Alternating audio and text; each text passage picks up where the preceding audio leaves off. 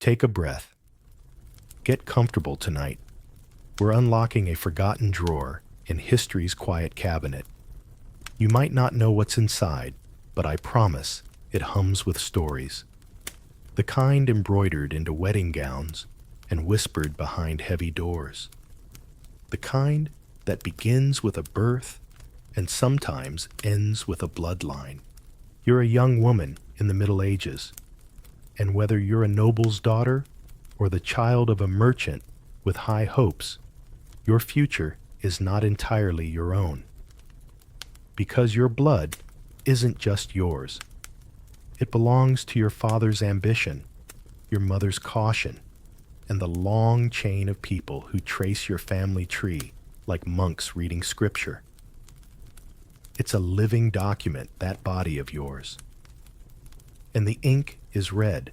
So before you get too relaxed, let's just acknowledge one thing. Your family tree is less like a sturdy oak and more like a very elaborate cage. Now dim the lights, maybe turn on a fan for that soft background hum. And let's ease into tonight's journey together. You don't really get to pick who you love, or where you live, or even sometimes how you walk. Because you've been taught to glide, not stride, taught to speak softly even when your thoughts scream, all to protect the value of your bloodline. And that value depends on one thing: unbroken purity. Now, that word purity, it's going to haunt us a little. In medieval Europe, purity had very little to do with your personal virtue, and everything to do with the names on your grandmother's side. You see, noble families weren't just keen on preserving their wealth, they were obsessed with preserving lineage. Lineage meant legitimacy, and legitimacy meant power, which brings us to the concept of consanguinity. It's a lovely Latin word that basically means, are you related to the person you're about to marry? And the answer, far more often than you'd like, is yes. The church had rules about this. Technically, you weren't supposed to marry someone within 7 degrees of kinship. But you try telling that to a king who's eyeing his cousin's daughter and wants to lock down the alliance with France. So you get caught in the net. You with your decent dowry and useful last name. You're paired off before your waist has thickened into adulthood. Perhaps you're betrothed at 7, married at 12. And by 15, people are already whispering about whether your hips are promising. Not because they care about your comfort, because they care about heirs, about blood, about continuity.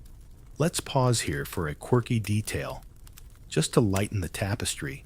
A little medieval families often kept extensive genealogical rolls, long illustrated scrolls that looked like artistic snakes winding through generations. They were drawn by scribes who specialized in lineage art. Yes, that was a thing. Imagine your entire worth reduced to an entry on a color-coded parchment tree, complete with your coat of arms and a helpful note, married well. No scandals. A dream review, really. But here's where it gets strange. Because in this world of blood and names, your own wishes don't even rise to the level of footnote. You're more vessel than voice, more seal than signature. If your family stands to gain, your feelings are filed under not applicable. The trap tightens when rumors start. Maybe someone in your family once married below their station, or worse, outside the correct blood circle. That stain never really lifts. Your future marriage prospects flicker. Suddenly, you're not as desirable. Not because you've done anything, but because someone several branches back did. And yet when your turn comes, your parents will arrange everything with solemn joy. They'll polish your name like silverware. They'll emphasize your mother's side. Perhaps there was a bishop there, a countess, a knight. Anything to make your blood shimmer just a little brighter. Academic historians still debate Was the obsession with bloodline truly about purity? Or was it a convenient way to concentrate power in fewer hands? The answer might be both. What we know is that women bore the brunt of it, because it was women's bodies that had to prove the point, and prove it they did in weddings that felt more like transactions. The bride was often paraded like a prize, witnessed, documented. Sometimes even her wedding night was confirmed by those standing outside the bedroom door, waiting to see if the sheets would speak. But that's a story for another night. For now, picture yourself sitting quietly while your betrothal is announced. You're told this is a great match, that it secures your family's position, that you're lucky. And maybe, in some distant part of you, you try to believe that. But even as the fire crackles and your hands are folded like parchment, you know the truth. You're not being chosen for your mind, or your humor, or your dreams. You're being chosen for your blood. And once the ink dries on the marriage contract, there's no turning back. You belong to the family tree now. It doesn't always feel like a legacy. Sometimes it feels like a sentence. You're standing still, but the world around you is already moving on your behalf. Marriage arrangements are whispered over wine. Dowries are measured in wool land and whispered promises. And your name, your precious polished name, is being folded into another family's archive like a sealed envelope that no one dares open again. By now, your betrothal is a fact, not a proposal, not a dream, a fact. And it's all because your family believes in keeping the blood pure. Not clean in the moral sense, no, that would be too simple. Pure in this case means consistent, traceable, untainted by peasant blood, or heaven forbid, foreign blood. Your new husband is fine. He has all the right surnames.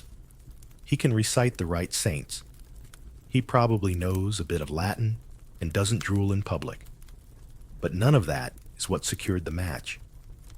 His mother and your mother share a grandmother, and that connection glows like gold leaf on the family roll. Of course, you wouldn't know this firsthand. You haven't been taught to read the scrolls. You've been taught to keep your embroidery even and your voice low. The men read the trees. The women become branches.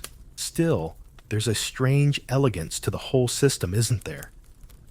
The church keeps tabs on marriages to prevent scandalous unions, at least in theory. The irony, though, is that the closer you are to power, the more bendable the rules become. A peasant girl marrying her third cousin, outrageous. A duke marrying his niece. Well, the paperwork has been approved by Rome, which brings us to the odd little historical fact of dispensations. If you are too closely related to your intended, you could simply ask the Pope for permission, a written blessing to override God's design.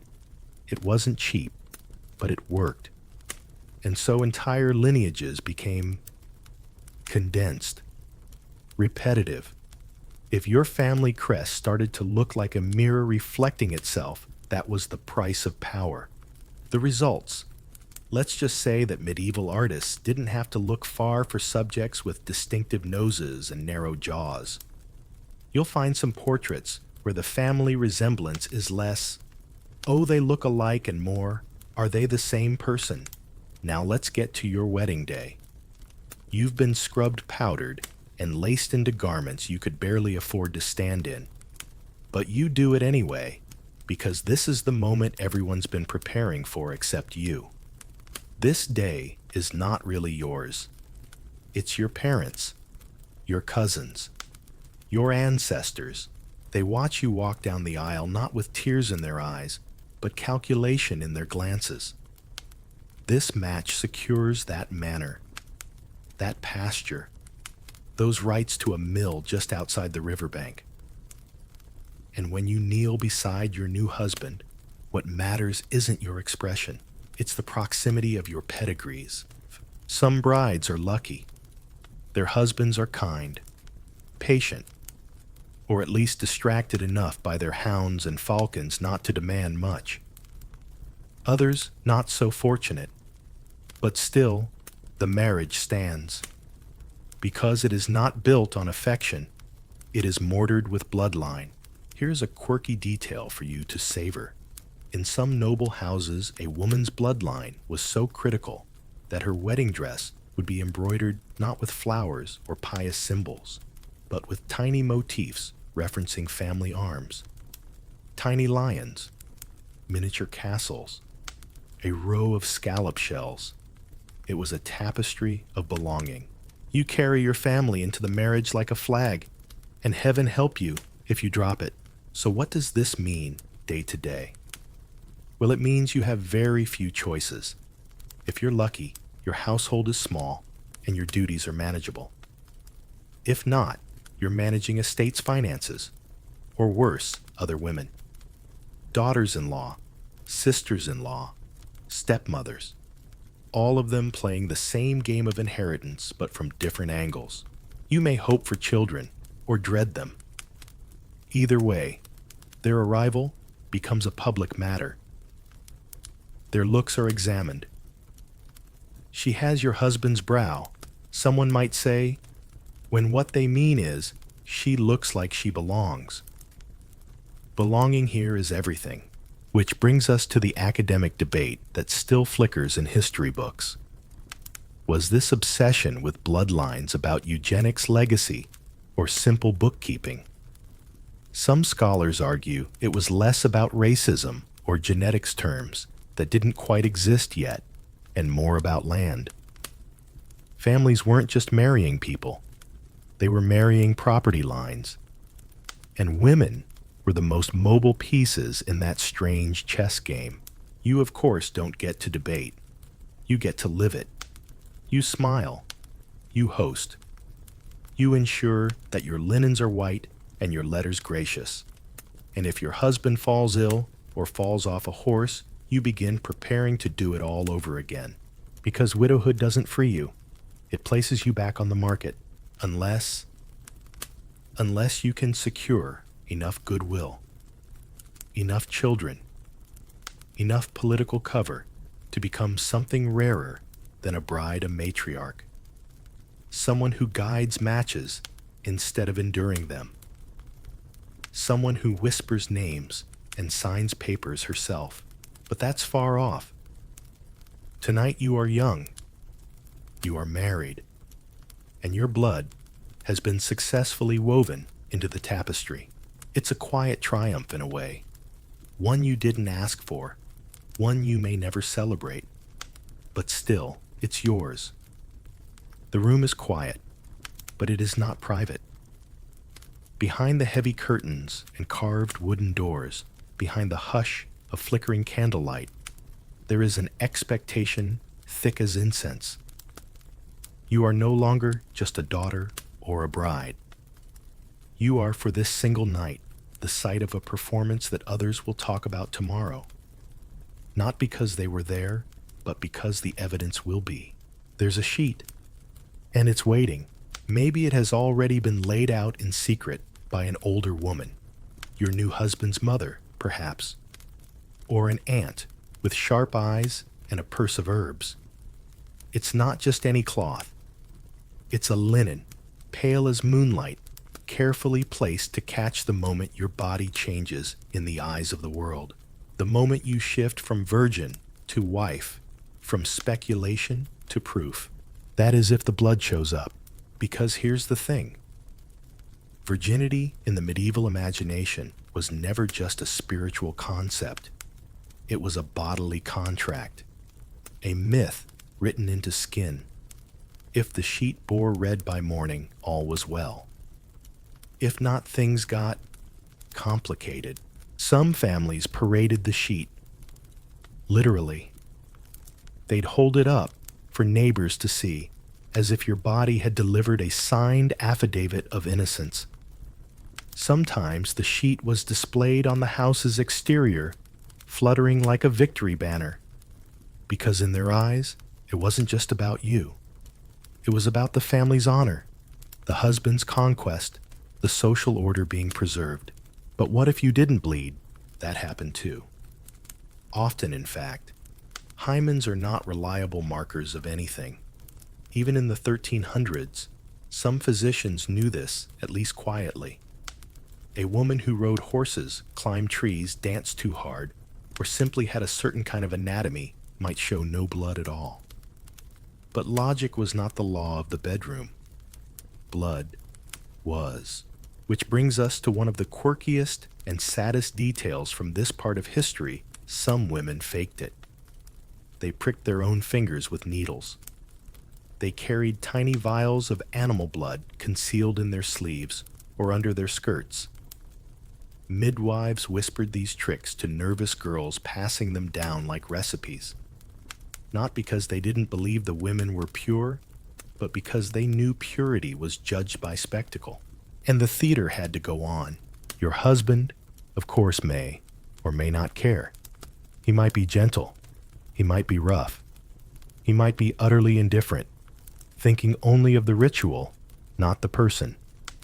Because in many noble houses, the marriage was not fully considered valid until it was consummated, which meant this moment wasn't even about intimacy, it was about legality. Some noble marriages even had witnesses. Not in the room, but near enough. Priests, servants, family members standing behind doors, listening for movement or murmurs. In one infamous case in France, a marriage was declared void because the husband couldn't perform, and a tribunal of doctors and clergy demanded he prove otherwise, with audience. That's how seriously they took it. And yet, even amidst the pressure, the pageantry, and the superstition, there were women who found quiet forms of resistance. Some whispered the old prayers. Others muttered charms not to invite passion, but to dull pain or summon protection. Some thought of saints who had refused marriage altogether and drew strength from that refusal, even in compliance. There's a strange overlap here between the sacred and the domestic, the body and the community. Because while the church declared sex within marriage to be holy, if strictly regulated, it was the women who bore the burden of proving it was done correctly. And if something went wrong, if the blood didn't come, if the husband accused you of deception, you were left to defend not just your body, but your truth. Sometimes before clerics, sometimes before kings. There were trials. Yes, actual legal trials, where virginity was debated like property lines. Some women were subjected to invasive examinations. Others were saved by character witnesses, women who could swear on soul and silver that you had always been modest. This is where scholarly debate flickers. Did these trials serve justice or control? Some argue they protected noblemen from trickery. Others, perhaps more persuasively, argue that they were tools to humiliate and disempower women, reducing complex human lives to a binary bled or didn't. The very idea that honor could be proven by cloth was shaky even then, but it persisted for centuries. In some parts of Europe, it lasted into the 19th century. And even today, echoes of that thinking remain in language, law, and culture. But tonight, it is medieval midnight, and you are lying under a canopy of vines and eyes. The world is holding its breath, and you are surviving. Maybe you cried. Maybe you went still. Maybe despite it all, you found a sliver of peace in the candlelight, some private thread of self untouched by public expectation. By morning, the sheet will tell its tale, and no matter what it says, the world will believe it. But you you will know there was more. You wouldn't think the quiet halls of a monastery would echo with advice about how to position your legs on a wedding night, but welcome to medieval Europe, where monks not only prayed for your soul, they also had suggestions. And by suggestions, we mean entire instruction manuals, written in Latin, with footnotes, sometimes illustrated. So, take a breath, because you're about to learn that even the most sacred orders couldn't stop talking about what happened under linen sheets. In fact, they tried to control it, guide it, channel it, and occasionally suppress it altogether. With surprising creativity, by the 12th century, clergy across Europe had begun writing penitential guides, long lists of sins, and the appropriate punishments. These weren't just for murder or blasphemy. No, they covered the fine art of marital intimacy. There were rules. Rules about what days you could do it, not Sundays. Obviously, what positions were allowed. 1, maybe 2, depending on the region, and how much pleasure you were permitted to feel. Hint, not too much. Missionary position only. Absolutely. Anything else, risk of eternal damnation. Certain angles, mortal sin. Too many times a week that could land you on a priest's bad side. And don't even ask about holidays.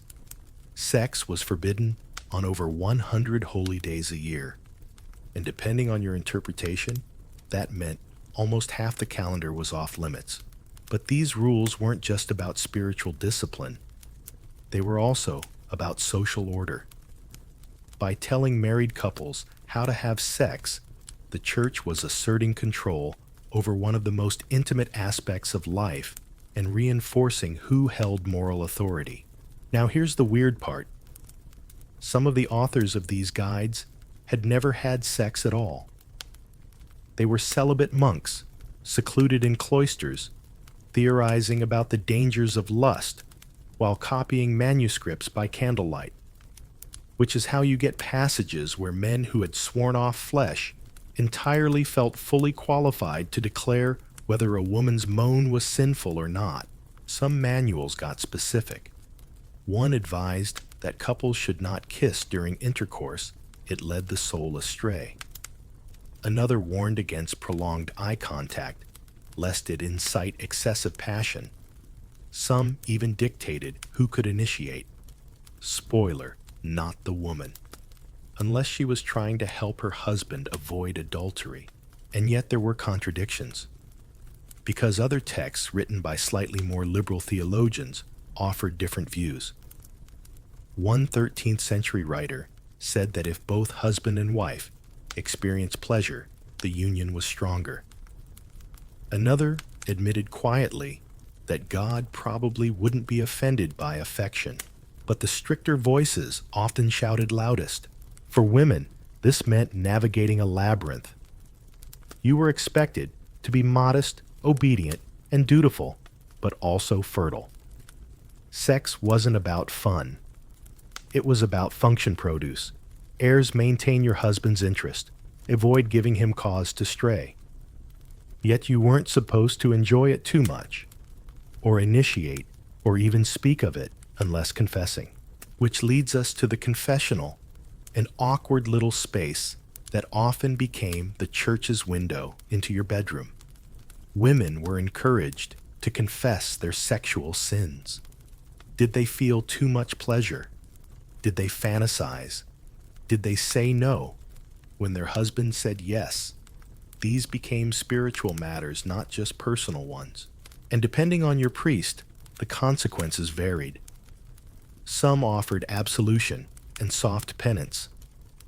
Others issued harsh punishments.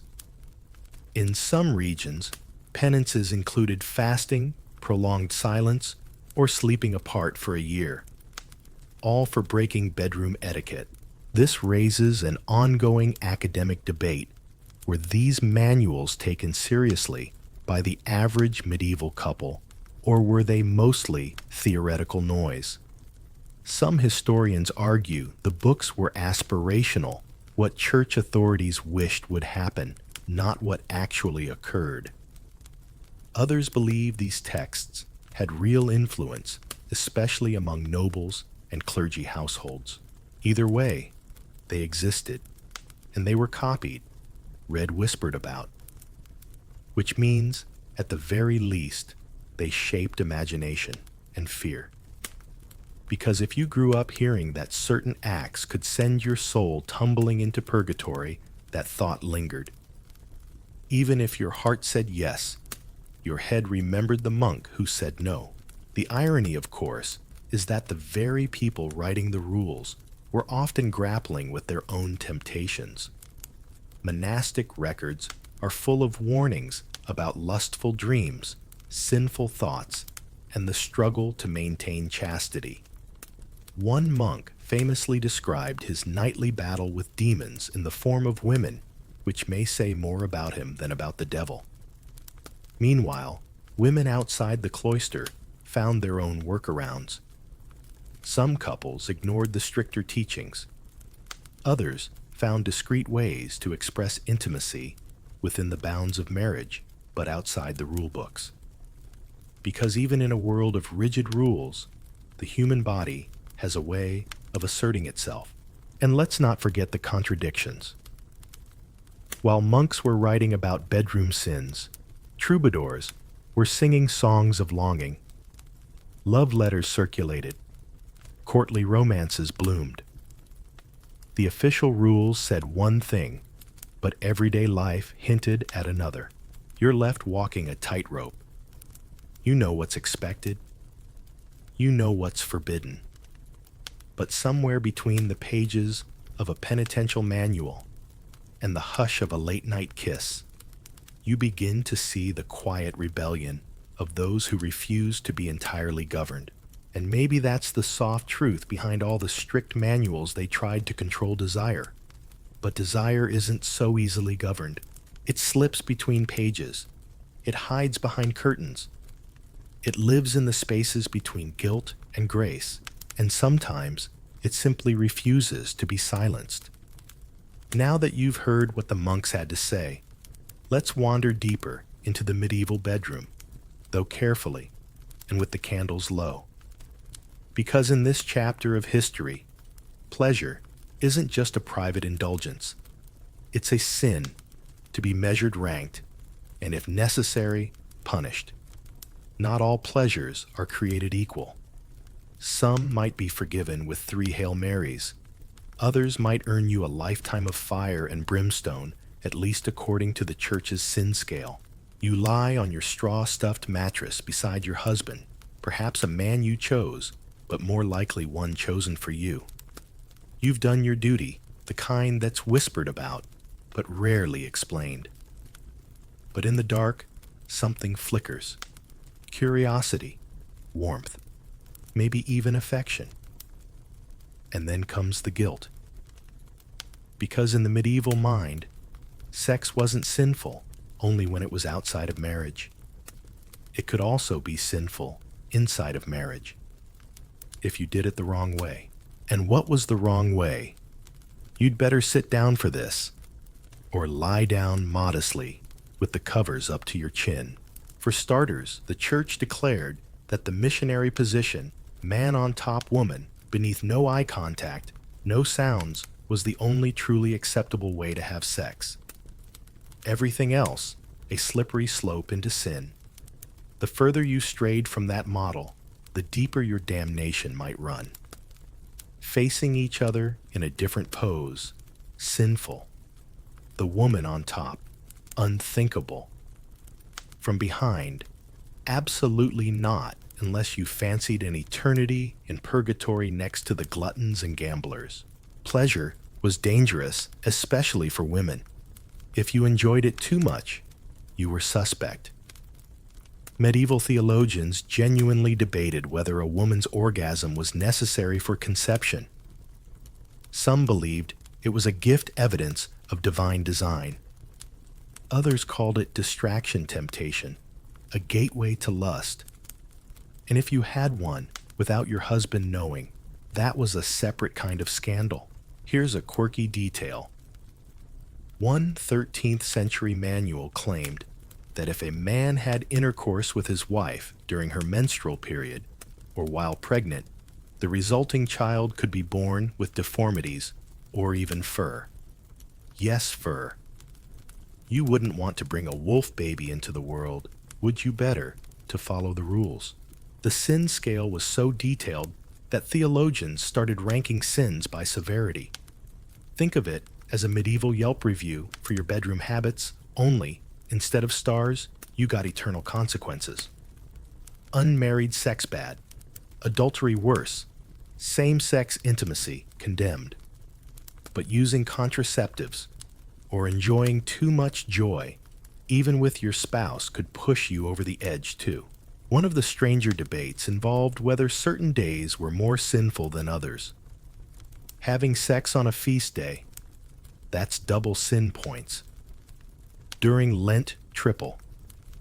On a Friday, don't even think about it. Christ died on a Friday after all. You wouldn't want to dishonor that memory in bed.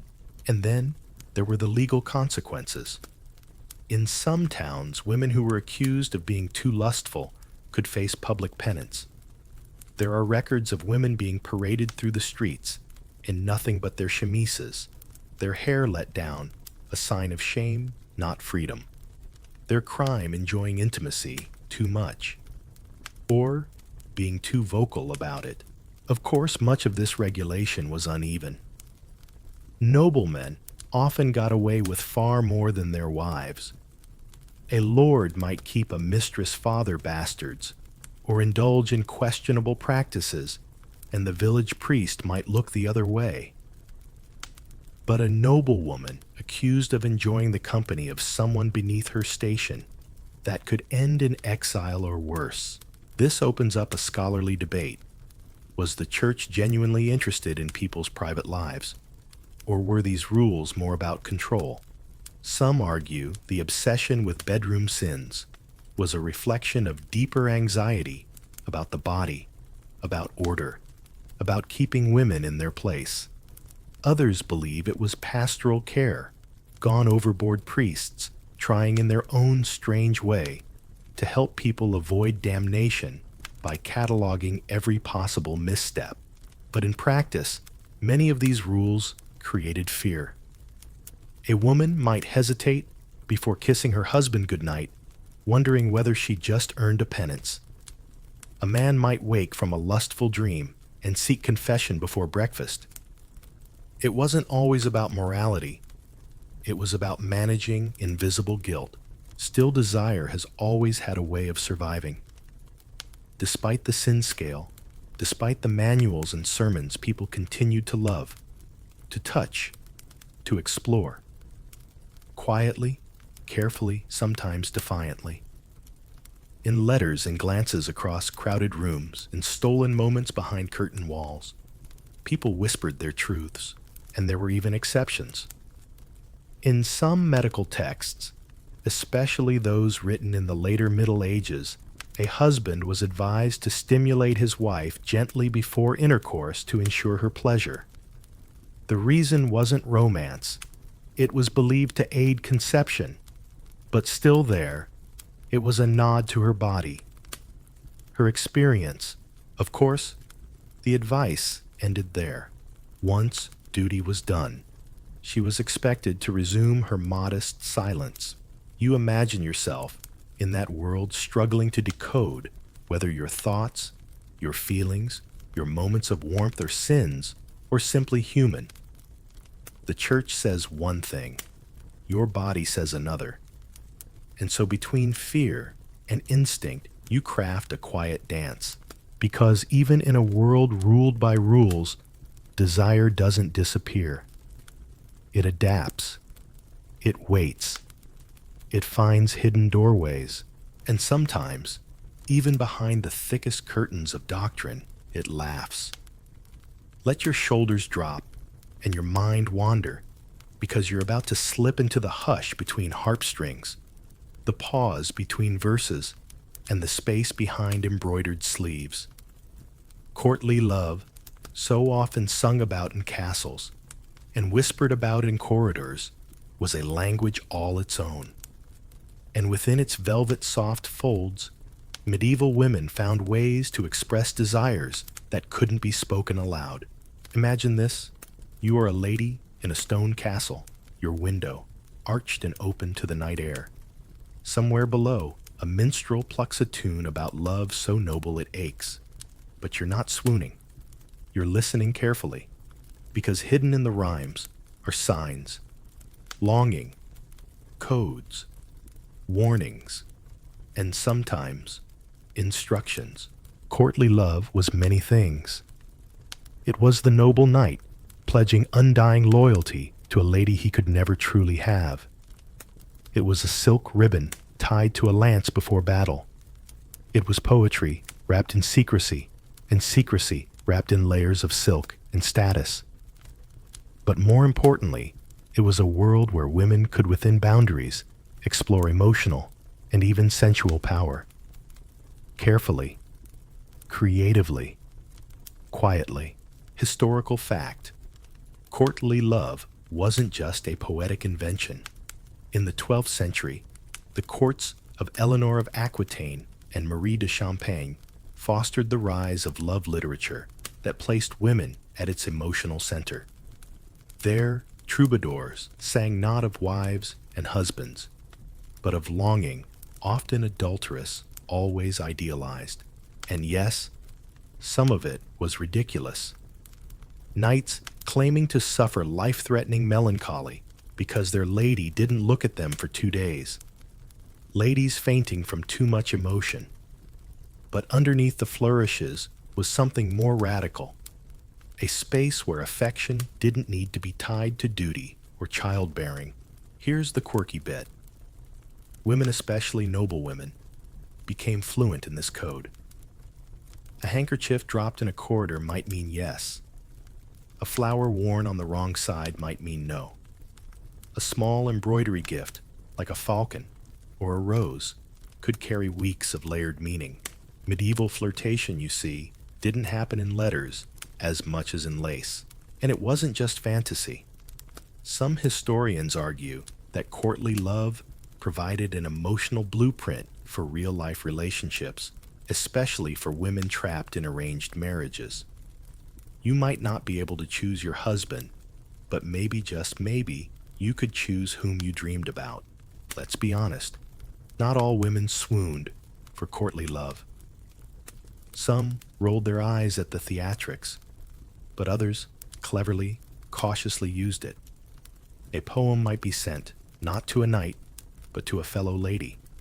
A song might be played for one set of ears, while secretly meant for another. And because it was wrapped in metaphor, plausible deniability was built in. Of course, the church and moralists had thoughts. Courtly love made them nervous. Too much talk of desire, not enough marriage. Too many women writing verses back. In fact, some of the earliest female poets of the Middle Ages, like the Trobairettes of Occitania, wrote explicitly from a woman's perspective, answering male troubadours with their own voices. One even wrote, "I am delighted by love, if only it delights me in return." Scandalous, yes, but also deeply human. Now here's where scholars debate. Was courtly love empowering or limiting?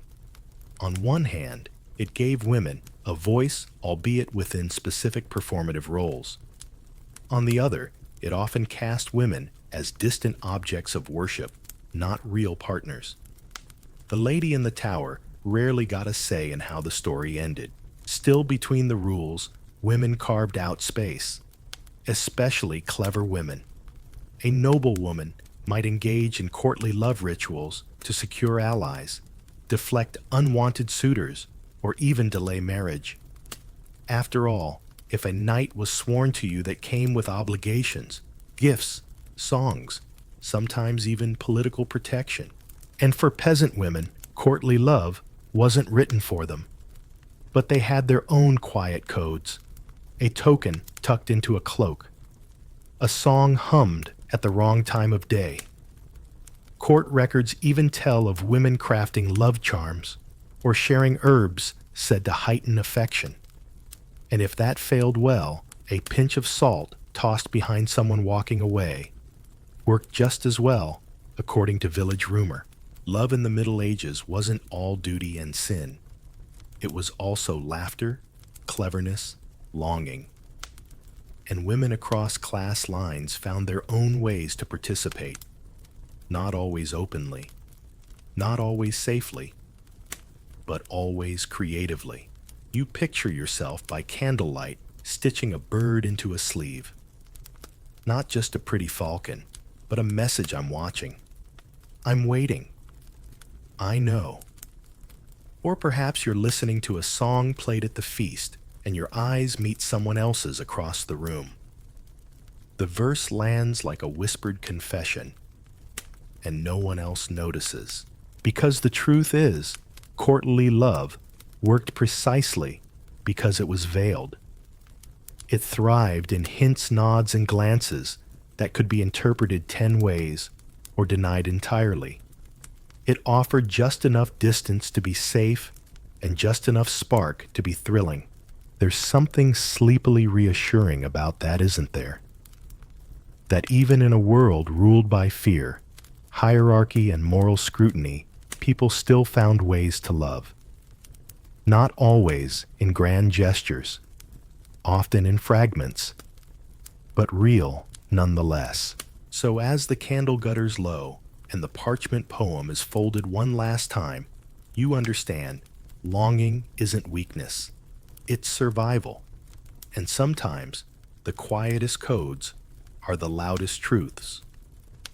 The room smells of beeswax and thyme. A single candle flickers in the corner.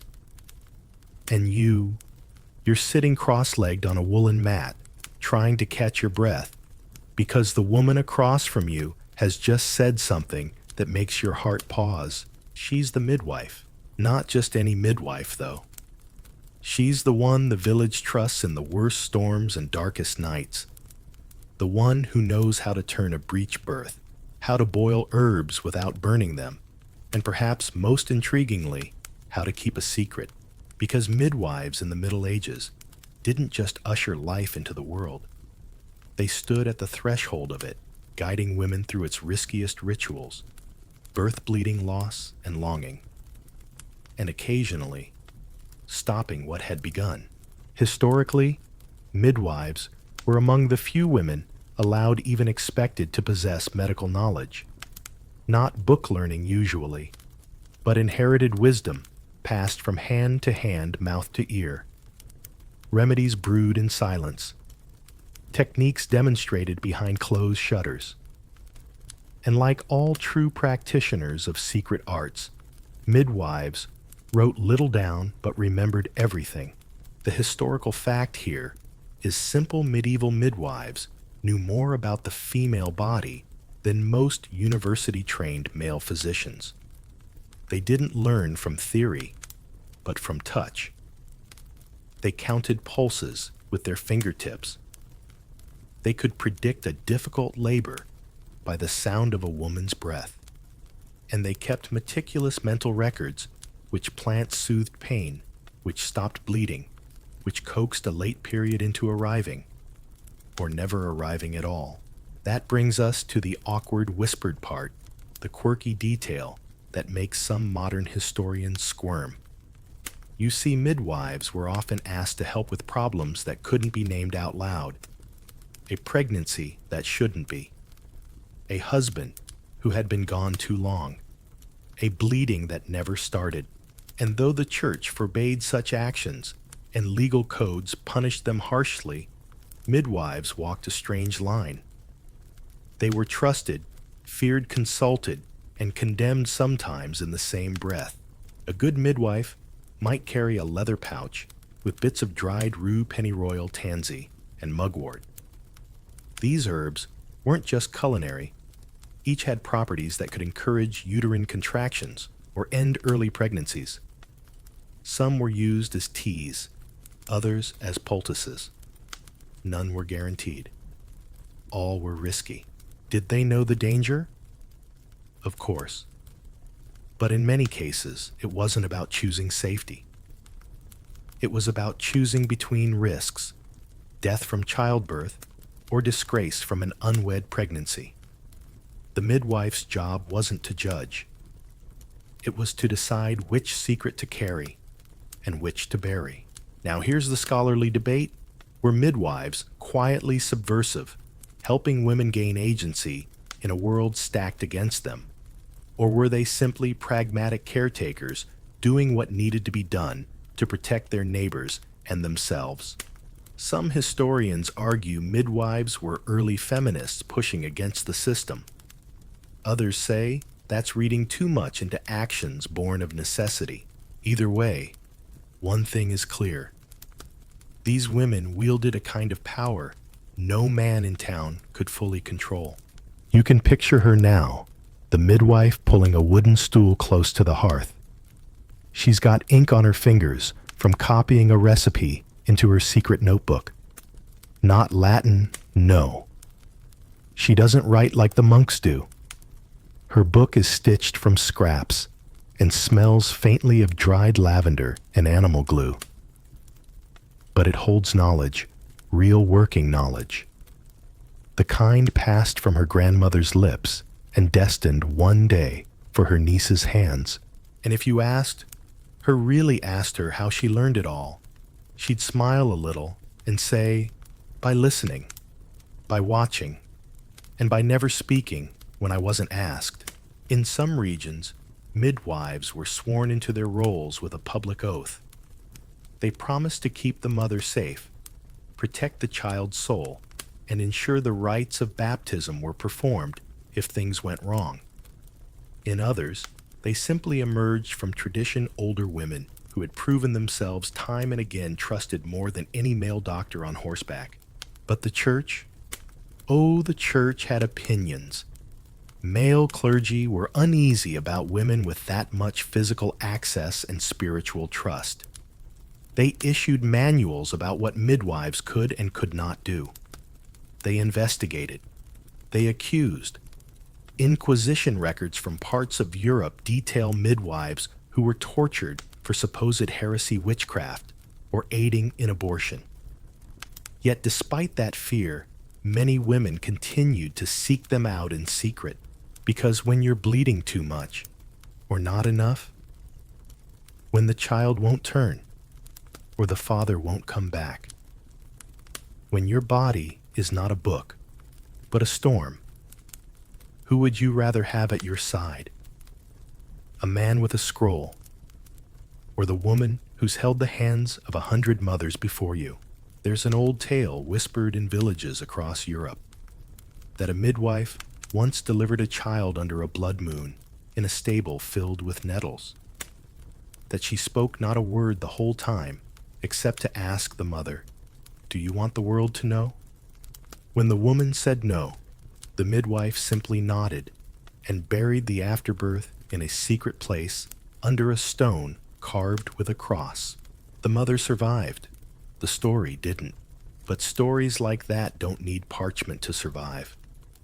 They live in quiet corners of memory, and they make you wonder how many lives were changed, saved, because one woman knew when to say nothing. So tonight, as you imagine the flicker of a rushlight and the scratch of a quill across rough paper, know this: the midwife didn't just deliver babies. She delivered possibilities. She delivered mercy. And sometimes she delivered escape. And the knowledge she carried, it didn't belong to kings or clergy or guilds. It belonged to women, passed down through quiet hands, wrapped in linen and rosemary, and hidden in plain sight. You're in a great hall now. Candles hiss. The air smells of wine and damp stone. And sitting beside you, straight-backed and solemn, is the man you're expected to marry. The problem? He's your cousin. Maybe your second cousin. Maybe your uncle's son's son. Or maybe something even more eyebrow-raising, yet utterly entirely normal for your time. Because in medieval Europe, the ideal marriage wasn't between strangers. It was between families that already shared blood. And if you were a noblewoman, keeping that blood pure, or let's be honest, contained, was not just tradition.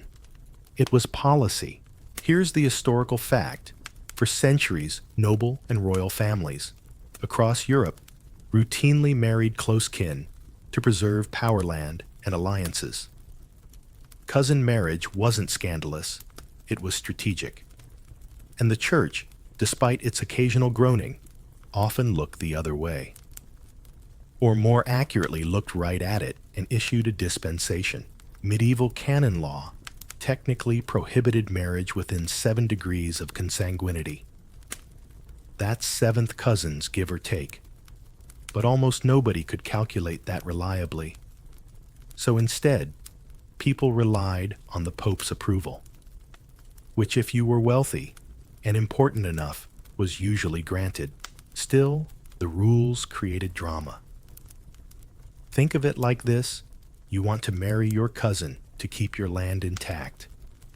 But to do it legally, you need to prove that you're not too related, or that the church is willing to overlook the closeness.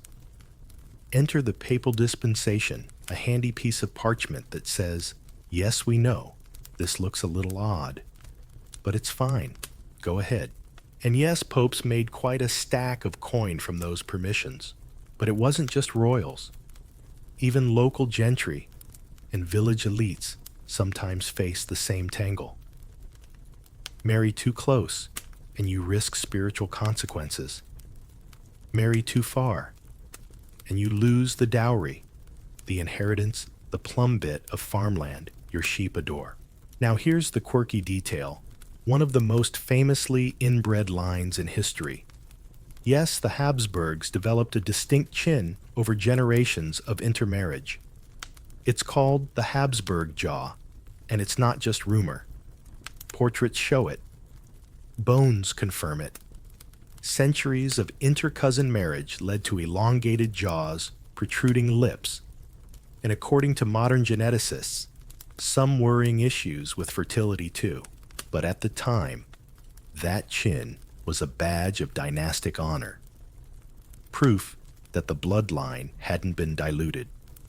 Love-romance compatibility, those were optional. Inheritance was not. Which leads us to the academic debate. Was medieval intermarriage a desperate attempt to keep power centralized? Or was it a reflection of how communities, especially elite ones, understood loyalty, legacy, and family? Some scholars argue that kin marriages weren't just tolerated, they were expected. That medieval minds saw blood as a mystical binding force, not a genetic liability. Others suggest people did what they had to do in a system where land passed through family lines and daughters were bargaining chips. Whichever side you favor, the lived experience was awkward at best. Imagine being 15 in silk and veil, nodding politely to a man you've grown up calling Cousin Jacques, only now he's your betrothed. You've watched him throw rocks at frogs and pick his teeth with his knife, but he has a title and a manner, and your father says it's time. And if you object, well, that's charming, dear, but you don't get to object. Some girls were wed so young they had no concept of what marriage even meant, except that it involved leaving home, sharing meals with someone twice their age, and carrying heirs as soon as their bodies allowed. Others were old maids by 17 if no cousin came forward with the right titles or favor. Even the church, which occasionally tried to stretch the rules to stop abuse, often fell in line when the politics got hot. Henry VIII's infamous marriage to Catherine of Aragon. She was his dead brother's widow. And yes, that needed papal permission. And when that marriage soured, Henry used the consanguinity clause as an excuse to break with Rome entirely. Cousin marriage didn't just impact family trees, it altered the course of entire nations. But back to you. You're seated next to your cousin now. He's trying not to slouch. There's a roast peacock on the table. Someone's playing a lute badly. And the priest, who just read your bans, has a scroll in his sleeve, your dispensation hot from Rome, signed and sealed. You aren't asked if you love him. You're asked if you consent. And really, what does that mean when your choices are so few? Still, some women found ways to navigate this tangled forest of familial expectation. They cultivated cousin friendships that veiled deeper affection or made the best of arrangements that could have been far worse. Others relied on separate chambers and long pilgrimages to keep distance polite. And a few never married at all, cloistering themselves instead in nunneries where no cousin could knock. Even today, some people flinch at the idea of medieval cousin marriage, forgetting that, for those living it, it was less taboo and more transaction. The aim wasn't to expand the family. It was to loop it tighter, and as odd as it may sound now, that's how dynasties were built, not by reaching out, but by folding inward. Again, and again, and again. The candlelight dims. You glance at your cousin, your husband-to-be. He raises his goblet and says something about duty. You smile politely. Somewhere beneath your gown, your fingers twitch the embroidered edge of a handkerchief you stitched yourself, because in a world where blood ties dictate everything, sometimes the only rebellion left is the shape of a flower stitched in blue. The harpist starts a new tune. The feast rolls on, and so does the family line. You're standing now in the corner of a large, drafty room, watching women barter over daughters. There are ledgers open on a table, small wooden chests with locks and crests, swatches of cloth, tiny jewelry pieces, and more than a few rolled parchments tied with red wax. No one cries. No one protests. This isn't about love. It's about value. And you lucky, you are what's being measured. Welcome to the medieval dowry negotiation, a ritual so ancient and so common that even young girls knew the rules. Your body, your blood, your connections, they're all commodities. And the more pure your lineage, the higher the price. Let's start with the fact. In medieval Europe, a dowry wasn't a gift. It was a transaction. Families exchanged goods, land, cash, or livestock, to make a marriage happen, often as a condition of the union itself. A noblewoman with impeccable bloodlines might command vast acres or silver ingots. A village girl might bring 3 hens, a decent quilt, and a promise not to complain. The whole point of this was to balance the scales. The husband took on a wife, along with her upkeep risks of childbirth and social baggage, so the bride's family sweetened the deal. It wasn't unromantic. It was practical, and deeply, inescapably tied to that idea of purity. And now, the quirky detail, dowry lists could be surprisingly specific. There are surviving records that include 1 sheep with a gray spot, a spoon made of pewter but shaped like a fish, and a painted comb with missing teeth but sentimental value. Apparently, even sentiment had market price. But don't let the oddities fool you. These lists weren't quaint, they were lifelines. A woman's dowry could secure her safety, buy her influence in her new household, or even come back to her if she was widowed. In some cases, it was all she would ever own. And what decided how high your dowry needed to be? Blood. Not red blood exactly, but symbolic social blood. Clean, noble, traceable lineage. If your ancestors were royalty bishops, or even well-behaved knights, congratulations, you're expensive. But if there was a whisper of scandal, say an ancestor excommunicated, executed, or married too low, your rate dropped. Even beauty didn't always save you if your bloodline had a smudge, which leads us to the academic debate.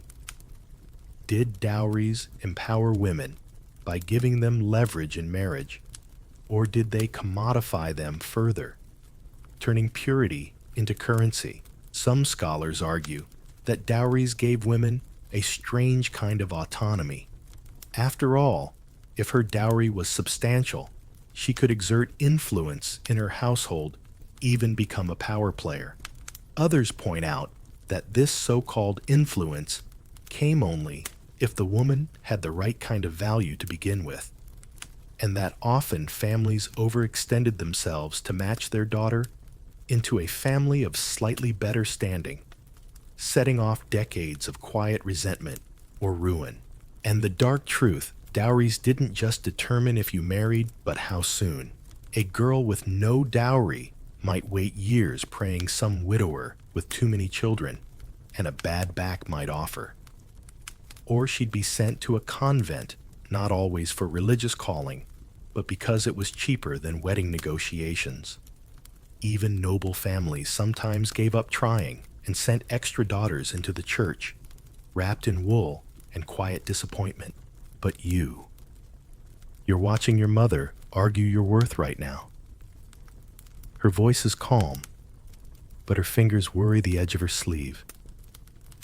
Your father paces by the hearth, pretending not to listen, but his eyes flick toward the table more than once. The man they're negotiating with represents a minor baron. He's older, fatter, rumored to have gout, but he owns a vineyard, and the vineyard touches your cousin's estate. If this works, the land unites, and your family rises a fraction in the ever-swirling ladder of blood and legacy. You're not asked what you think. You're asked what you'll bring. And maybe that's the hardest part. Knowing that your dowry, like your name, isn't something you built, it's something you carry. A package sewn shut long before you were born. Still, not all women submitted quietly.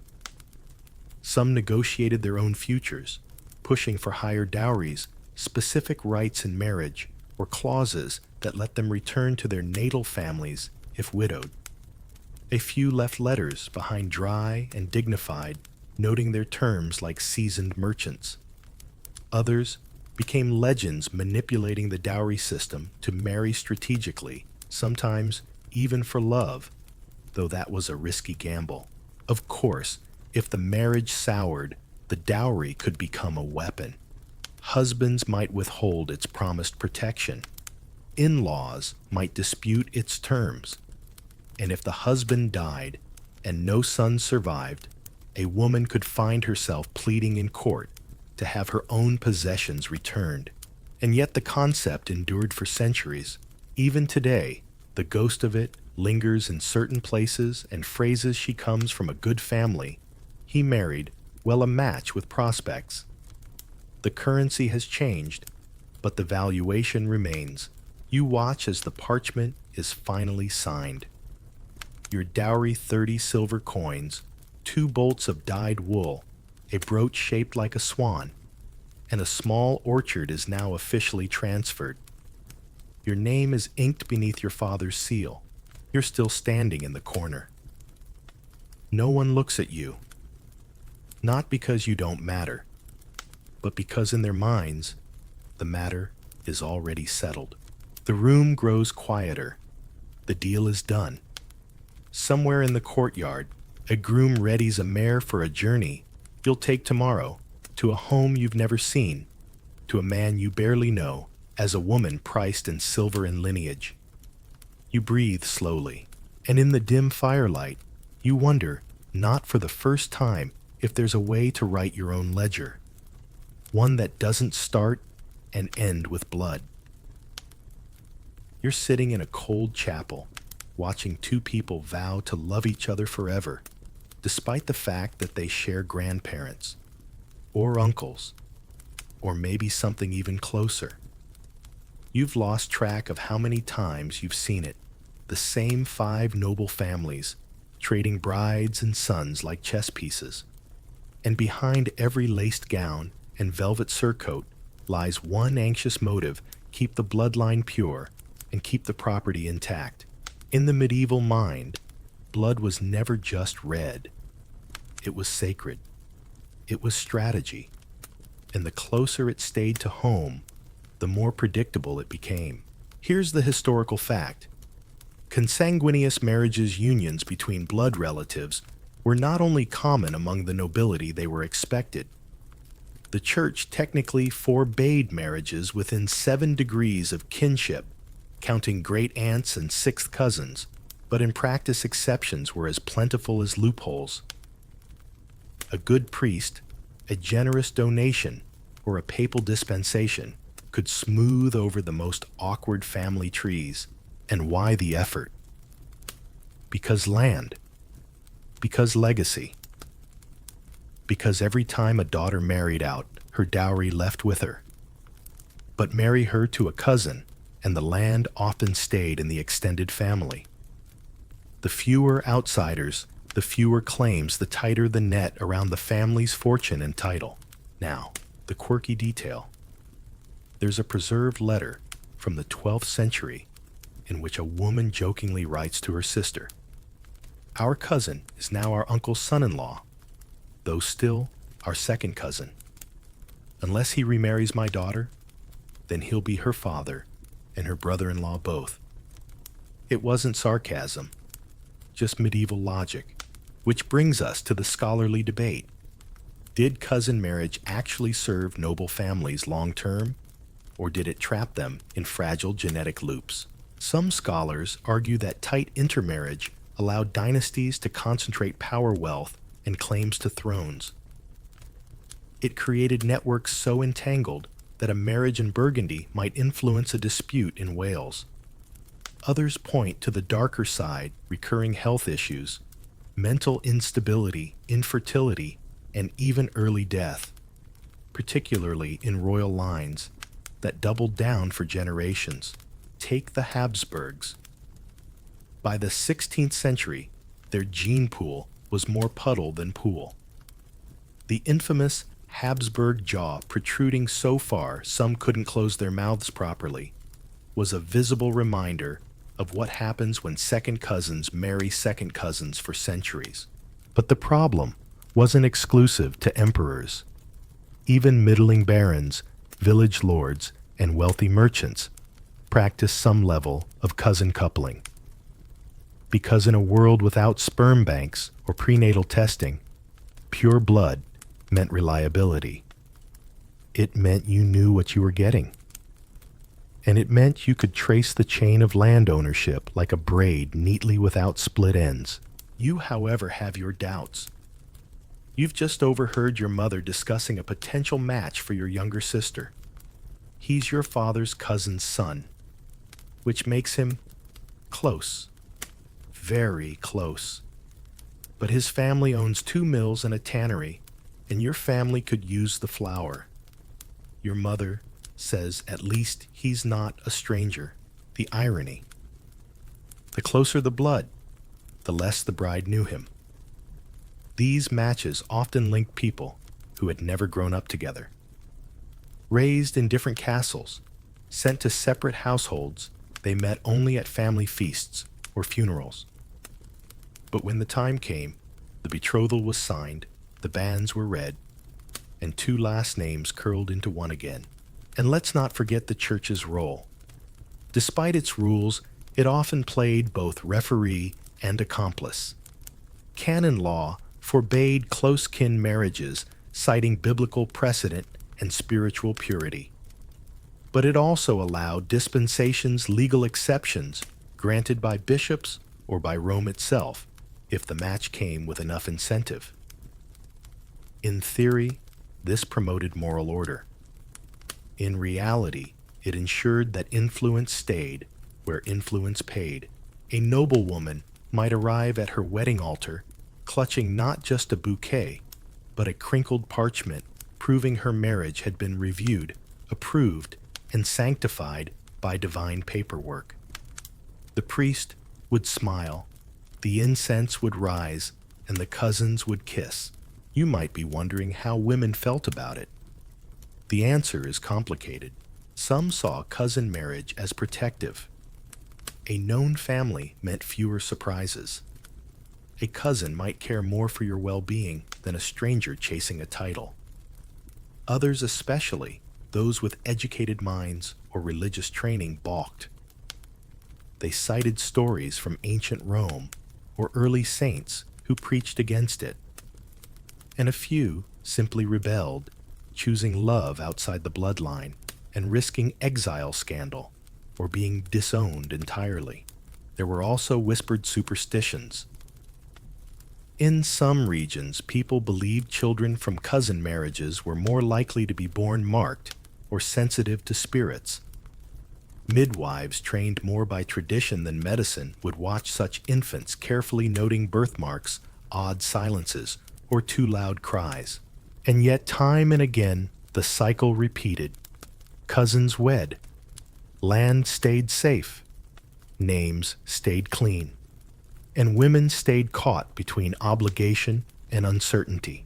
As you sit in that chapel, and the couple walks past you, linked by lace by duty, by a slightly too small gene pool, you feel the weight of expectation. You know your day will come. You'll be matched with someone who shares not just your family's name, but its nose and its future. But in a quiet moment, as the organ wheezes a final hymn, you allow yourself a flicker of rebellion. What if you slipped the net? What if your blood mixed with someone wildly unsuitable, someone unlanded, untitled, free? The thought is delicious. It won't happen, of course. But still, you imagine a name on your marriage contract that doesn't appear twice in your family tree. Just once. That would be enough.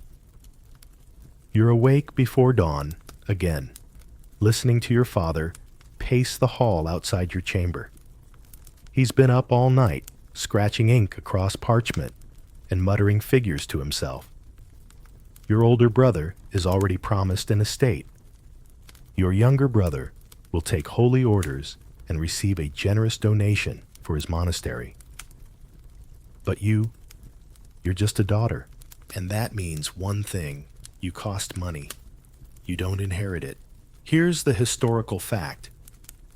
In much of medieval Europe, daughters, particularly among the noble and merchant classes, didn't inherit property outright unless there were no sons. Even then, the preference was often to pass the estate to a more distant male cousin than to split it among daughters. The reasoning was simple: land must stay intact, and women were considered temporary members of their birth family. After all, they would marry out, and the land would go with them. What they got instead was a dowry. A dowry was a woman's portion of her family's wealth paid to her husband upon marriage. It was both a transfer of goods and a message. Here is what we offer to sweeten this union. It could include coins, livestock, fabrics, jewelry, and sometimes even land, though rarely with control attached.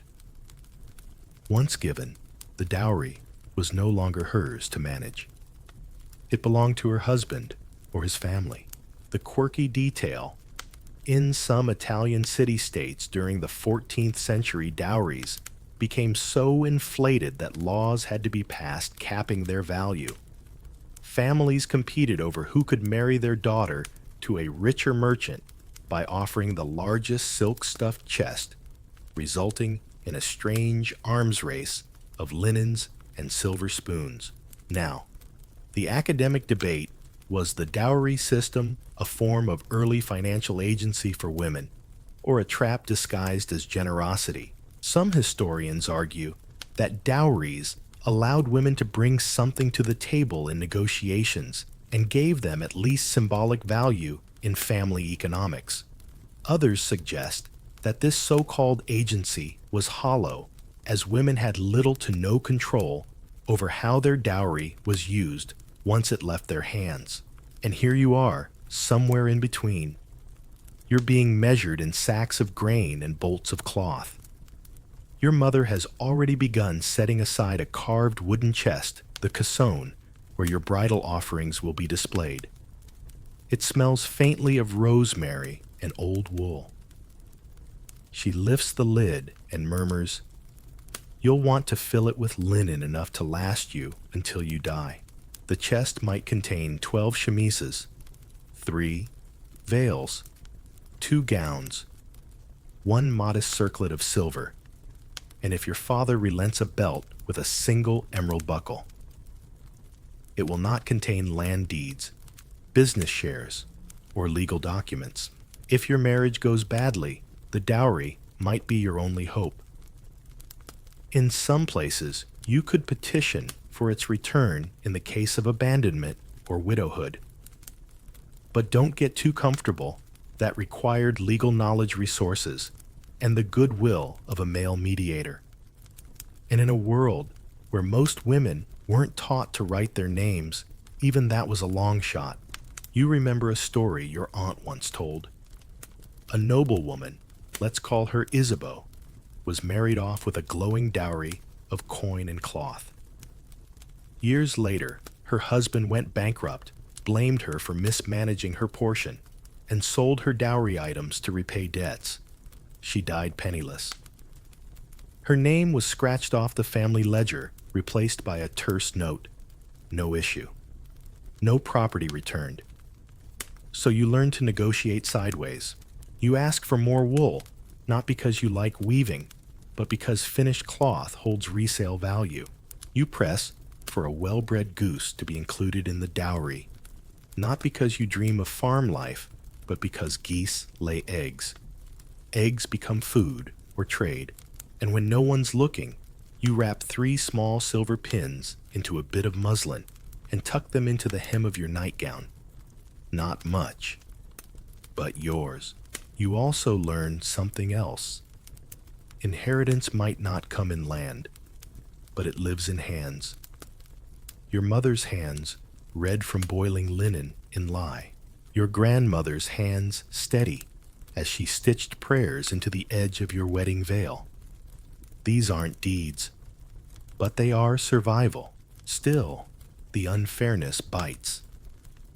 You watch your brother brag over a parcel of land he hasn't even walked across. He already speaks of peasants as if they are animals in his stable. He yawns when your father explains the accounts because he doesn't need to care. It will be his. All of it. You, meanwhile, recite the list of your dowry in your mind like a prayer. 2 brass pans, 6 pewter cups, 1 painted crucifix, 4 linen shifts, 1 ivory comb. None of it is enough to buy you freedom, but it's enough to buy you entrance into another house where you'll start the cycle again. Dowry negotiations often took months. Fathers haggled like merchants at a fair. My daughter is modest, pious, able to manage a household, your father might say. She sings. She can read psalms. She'll bear strong sons. And the reply? But her hips are narrow and her teeth are small. Yes, even body parts were assessed like livestock. It sounds cold, and it is. But it's also the world you live in. And beneath all the blunt exchanges and thin smiles lies a truth no one says aloud. The more your father gives, the less value they think you add. A large dowry can be a blessing or an apology. And yet, here's the thing that makes you smile in secret. Some women played the dowry game to their advantage. They negotiated with abbots to include books in their marriage gifts. They requested pieces of cloth with embedded family crests. They insisted on keeping their cassone, even after marriage, a small, beautiful rebellion. You've heard whispers of widows who retrieved their dowries and used them to open alehouses to fund pilgrimages to quietly support nieces who refused to marry. Dowries were burdens, but they could also be seeds, and maybe just Maybe yours will grow into something unexpected. You're sitting by the hearth hands, folded, pretending not to notice the way the steward keeps glancing at you from across the room. He's carrying a rolled-up parchment, sealed in wax, a family tree, the kind that's about to decide your fate. You already know how it begins with an old man's name inked in the thick black lines of history and branches of sons and nephews stretching outward like vines. Your name appears too scrawled in a finer hand, tucked beside the word marriageable, and near it, your cousins. Here's your historical fact. Inheritance in many medieval noble families followed a strict rule of primogeniture, meaning the eldest male child inherited everything. But when no sons were born, or when a nobleman died unexpectedly, things got messier. Cousins, uncles, daughters, and even in-laws could become rivals, and legal fights over estates could last for generations. In England alone, the dispute over the crown between cousins is literally what launched the Wars of the Roses. You don't need to be royalty to feel the tension. In your house, it starts quietly with a letter, then a second, then a cousin arrives to pay his respects. But you notice how he walks the boundary of the estate as if memorizing it. The academic debate. Some historians argue that medieval family disputes over land and bloodlines laid the groundwork for modern legal systems, forcing courts to refine laws, record claims, and preserve documents. Others point out that these disputes rarely benefited women, no matter how clever their claims. Even when laws allowed daughters to inherit in absence of sons, social customs often overruled them. Judges favored men with swords over women with sewing kits. And here's your cousin Julian, smiling too wide at dinner.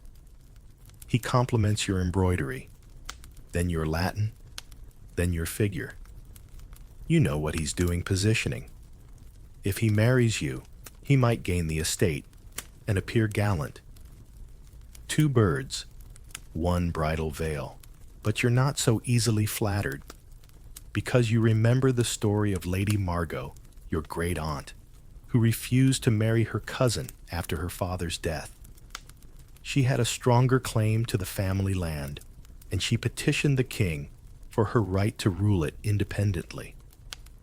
For a time, she won. For a time, she rode through the village on a white palfrey, issuing orders and hosting feasts. But her cousin returned from the Crusades with a bishop's favor and a forged letter, and Margot was quietly sent to a priory with a generous pension. No one spoke of her again. So you've learned to look at the family tree differently. Not as a list of names, but as a battlefield. A polite one, sure, but deadly in its own way. The quirky detail. In some noble families, girls were given names that mirrored their cousins on purpose. So a Cecilia of Kent might compete with a Cecily of Eastbridge for the same dowry opportunity or marriage match.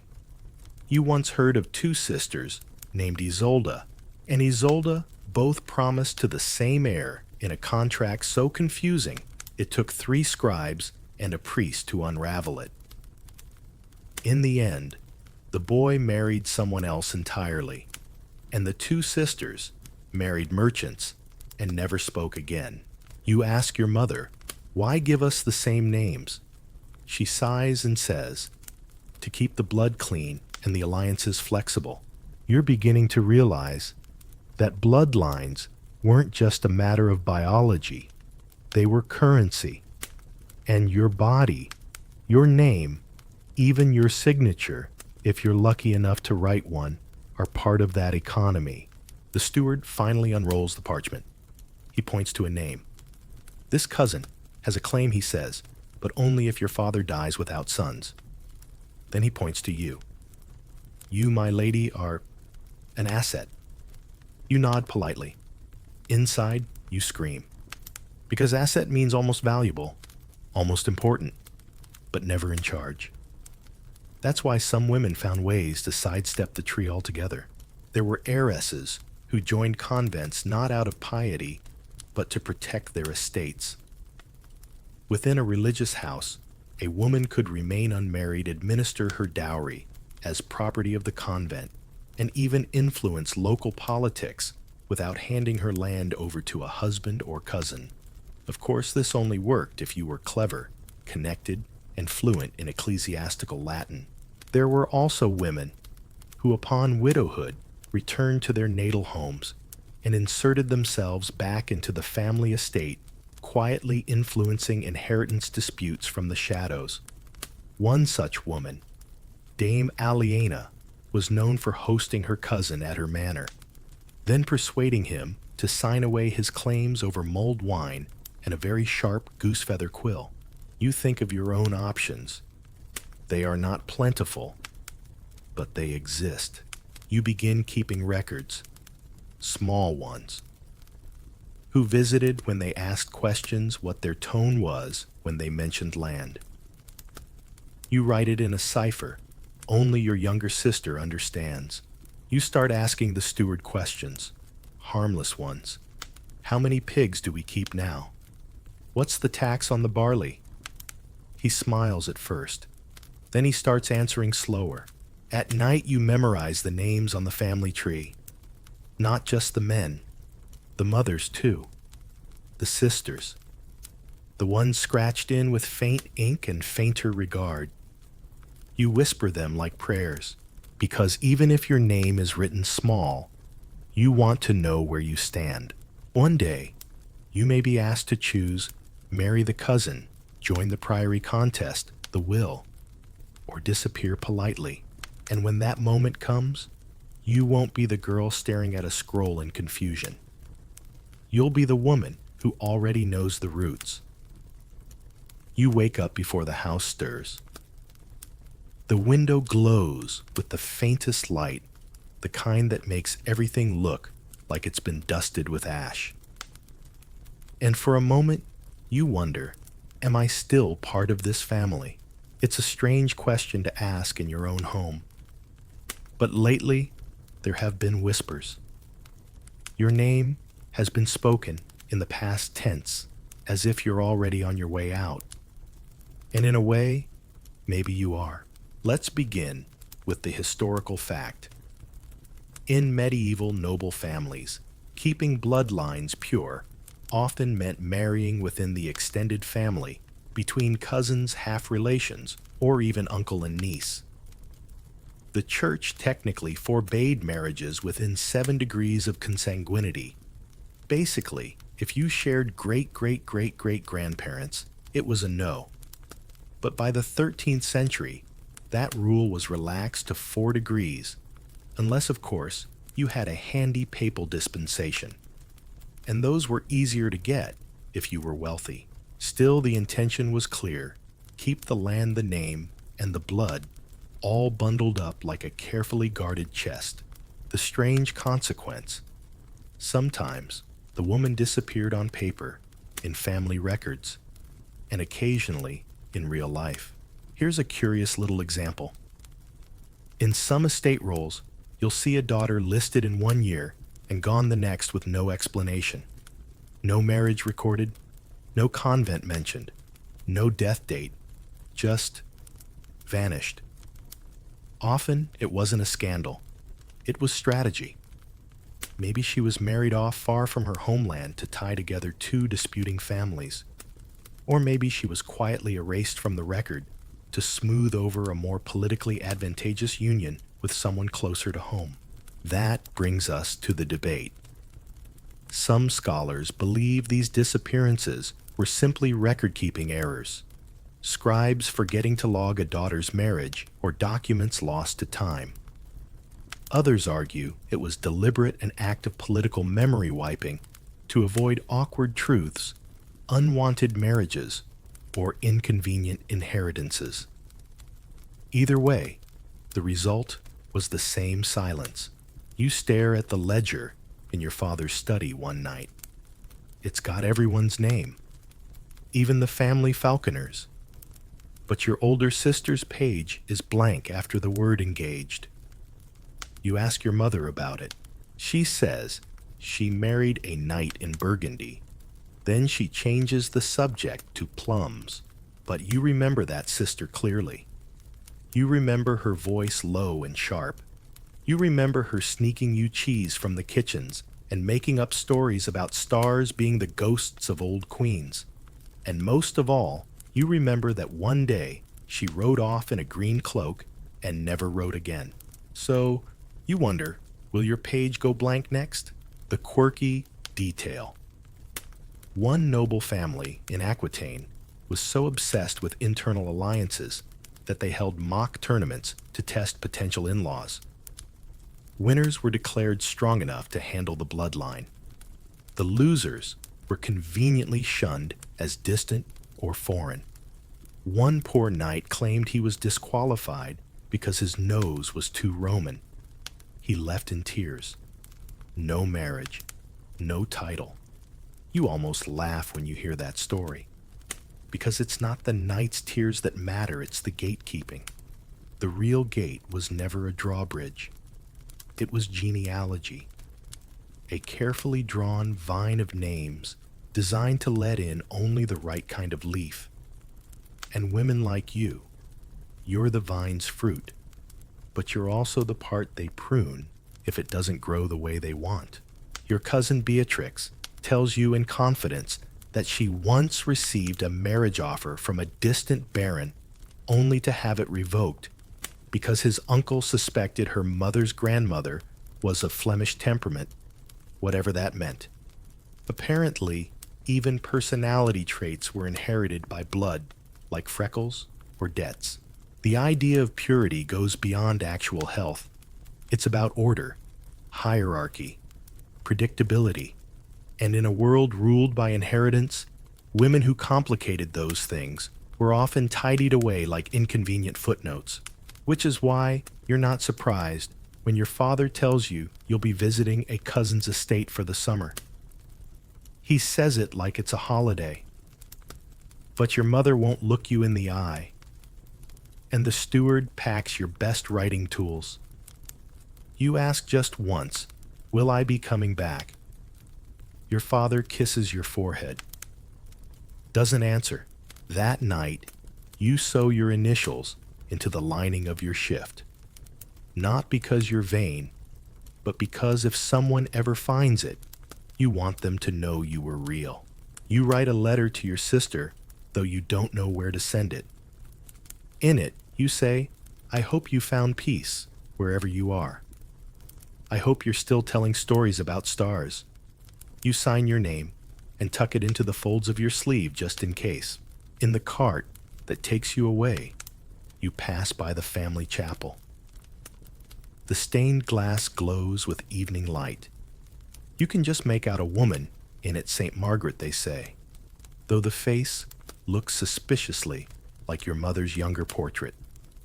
She's stepping on a dragon head held high, but no one ever mentions that part of the window.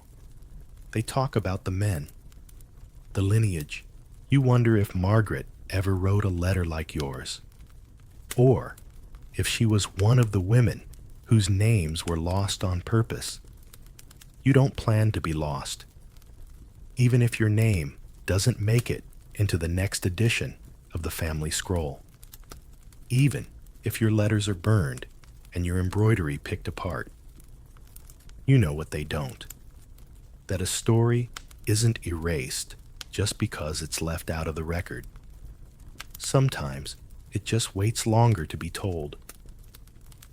There's a room in your uncle's house that always stays locked, not because it's forbidden exactly, but because no one seems to think it matters. The tapestries near it are sun-faded. The floor rushes untouched. It's the kind of space that has slipped out of memory while still being very much there. But one day, the latch gives way, and inside, you find her, your father's sister, your forgotten aunt, not dead, not married, just here, She's seated beside a spindle, her hair streaked with silver, and eyes sharper than you expect from someone supposedly a little touched. The room smells of dried lavender and ink. She greets you with your full name and a voice like linen being folded soft but practiced. She knows exactly who you are. Let's begin with the historical fact. In medieval Europe, not all women married. Despite what fairy tales suggest, spinsterhood was neither rare nor always pitied. Economic hardship, lack of dowries, war, and family strategy left many women unmarried. In fact, in some parts of England and France, unmarried women over 30 made up 20% of the female population by the 14th century. Still, the label spinster wasn't neutral. It came with implications. The term originally described women who spun wool or flax, one of the few professions available to those outside marriage. Over time, it became synonymous with women who remained unmarried and perhaps even worse, unclaimed. But here's the odd twist: some spinsters had more freedom than their married sisters. Without a husband's legal control, they could own property, run small businesses, and even teach or copy texts. They often lived with extended family or in female-only households that functioned like miniature matriarchies. Quiet ones, tucked away ones, but powerful in their own strange way. Your aunt gestures to a corner shelf. "That's my ledger," she says. "You expect recipes or household lists. But no, it's a diary of village disputes, family arrangements, secret births, even weather patterns. She's tracked the rhythms of the household for decades, and as you flip through the pages, it dawns on you she knows more about your family than anyone else. Here's your quirky detail. Some unmarried women in 15th century Italy earned money not by spinning wool, but by writing letters for others. They'd sit at the edge of markets with ink-stained fingers, charging small coins to write love notes, legal complaints, or prayers. One woman in Florence reportedly made enough doing this to buy a small home, yet remained unmarried by choice and wit, according to a neighbor's record.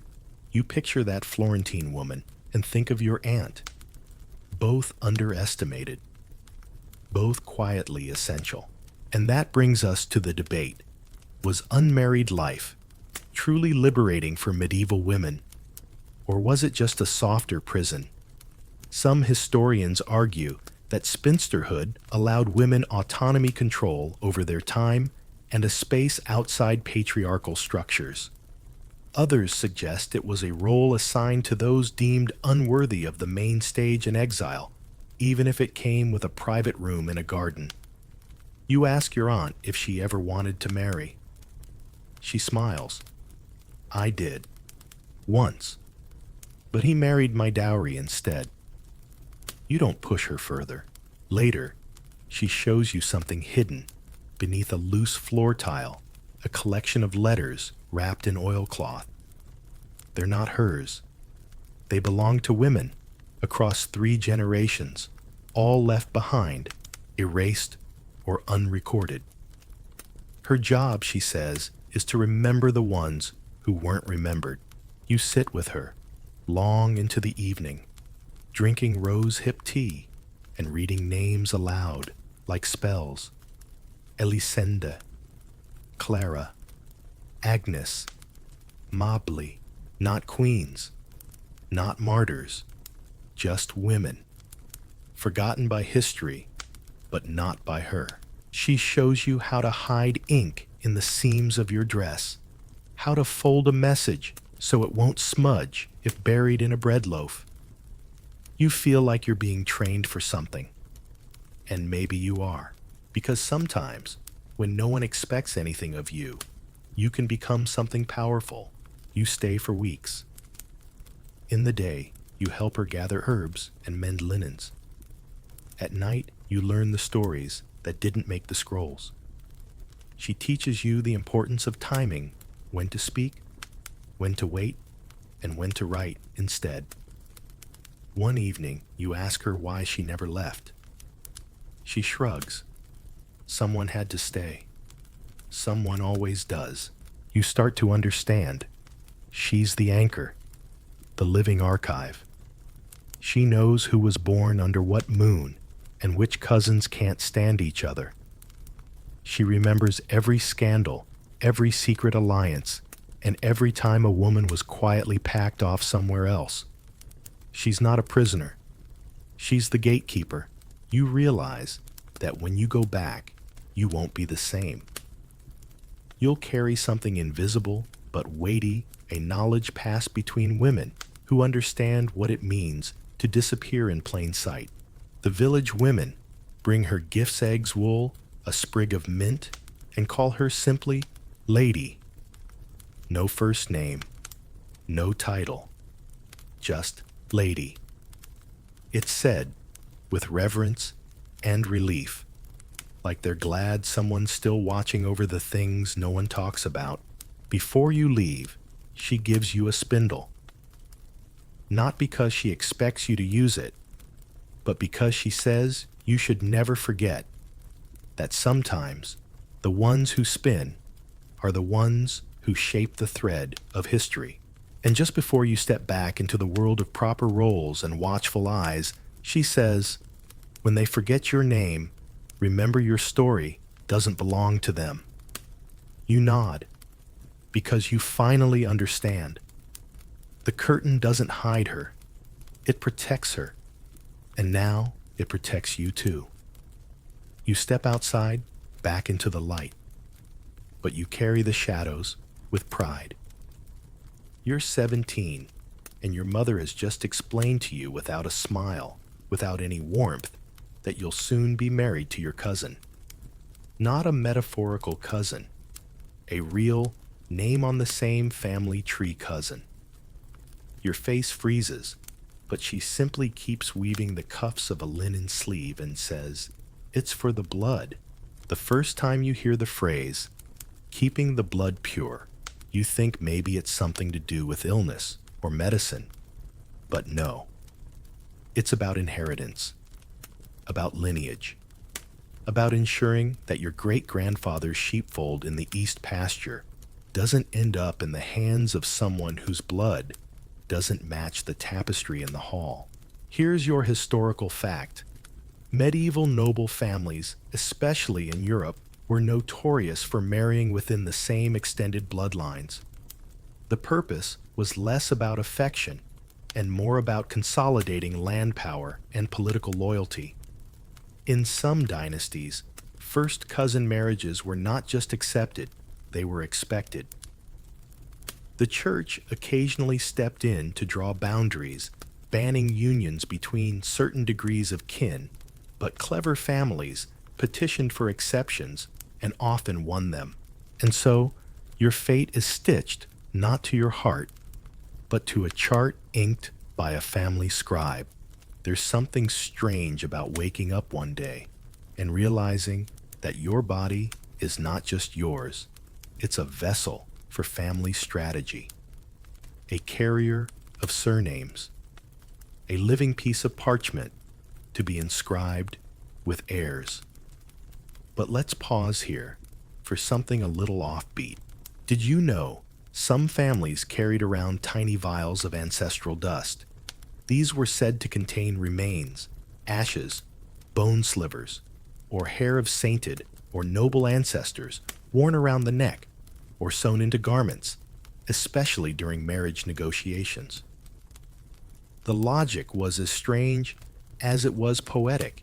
If the ancestors could witness the union, maybe the blood would bind tighter, the womb bear better fruit, the family line stay straighter.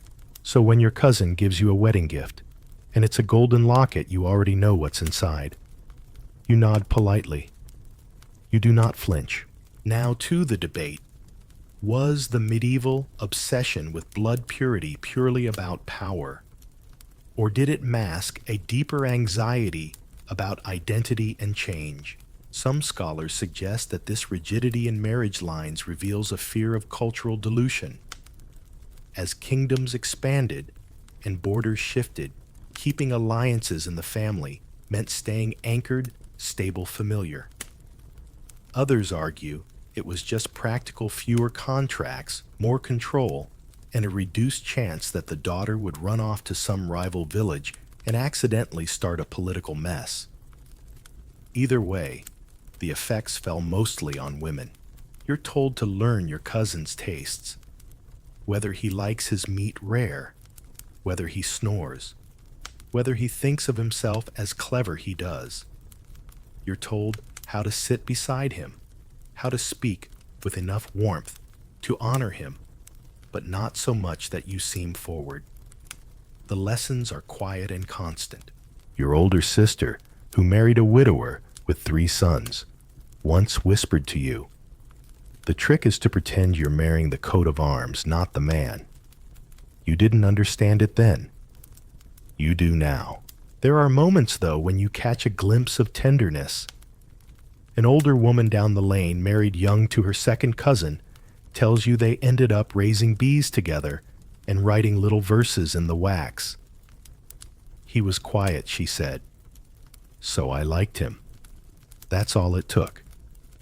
But not everyone gets so lucky. In the house where you'll live after the wedding, the hearth is already lit, and the chambermaid has arranged your dowry chest by height and color. They've planned your path long before your footsteps reach it. You stand in your wedding gown, stitched with your mother's pearls and your father's ambitions, and wonder if love is a luxury that only belongs to those without land to protect. That night, the feast is loud. Too loud. You sit beside your new husband, who toasts to our blood as ancient and proud as the hills. You smile. You drink. You do not say it's also as limited and full of inbreeding issues as a monastery chicken coop. You save that thought for yourself. Later, alone in your chamber, you look at the marriage bed. It's carved with family crests, all of which now belong to you and to him. Intertwined like vines, like traps. Still, you climb in. Because you must. But before you close your eyes, you picture the bee woman, the wax letters, the tiny kindnesses that might sprout in unexpected places. And you promise yourself, if there is any corner of this arrangement you can carve out for real affection, even something as simple as tending to herbs in the sun together, you will find it. Because if your blood is being used as currency, then at least your spirit doesn't have to be. And so the next morning, when you are asked how the wedding night went, you say, "As expected, and nothing more." Because some truths are too heavy for morning bread. The rest of the week blurs into rituals, blessings for fertility, the exchange of heirlooms, the whispered comparisons to other brides. You master the art of smiling while thinking of something else entirely. In time, you begin to notice that your cousin, now husband, doesn't speak much unless spoken to. He spends hours watching birds. He can't stand loud music. One afternoon, you quietly bring him a book about falconry. He nods, says thank you, and begins to read. No speeches, no pretense. Perhaps that is how it starts, not with passion, but with peace. Still, the pressure remains. Every glance from your mother, every visit from the priest, every time the household cook prepares figs or honey or anything else deemed womb-warming. You are no longer just a woman. You are a hopeful vessel, but you are also clever and kind and patient. And you begin to believe that maybe, just maybe even in this narrow lane carved by the weight of bloodlines and expectations, you can build a little garden, not just to survive, but to grow something that is yours. It's the week before your wedding, and your aunt has arrived with a chest that takes 4 men to carry. It smells of dried rosemary and damp wool, and inside are layers of linen bolts, of silk jars, of almonds, and most importantly, a ledger wrapped in calfskin. This is your dowry, and although no one says it outright, this chest holds the answer to whether or not you're considered a good match. You've heard the whispers. She has a face like a church bell. One woman giggled, but at least her dowry sings louder. Another snorted. No dowry, might as well join a convent and marry the Virgin Mary. It's not cruel, really. Just how things are. Your dowry is not just property. It's a contract, a transaction, a survival kit disguised in damask. It's land, or livestock, textiles, or coin. And it follows you, binding you as tightly as the wedding girdle you'll wear beneath your gown. Here's your historical fact.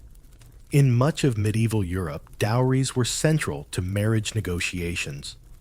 For noble women, they could include entire manors. For peasant girls, it might be a single goat or a bag of seed. But rich or poor, the principle was the same. Your value as a bride was often measured by what you brought with you. Now here's the odd detail. In some parts of Italy especially, Florence dowries were so inflated by the 15th century that city governments created dowry funds, official banking schemes, where fathers could invest in their daughter's future marriage portion. These were treated almost like state-backed investment accounts.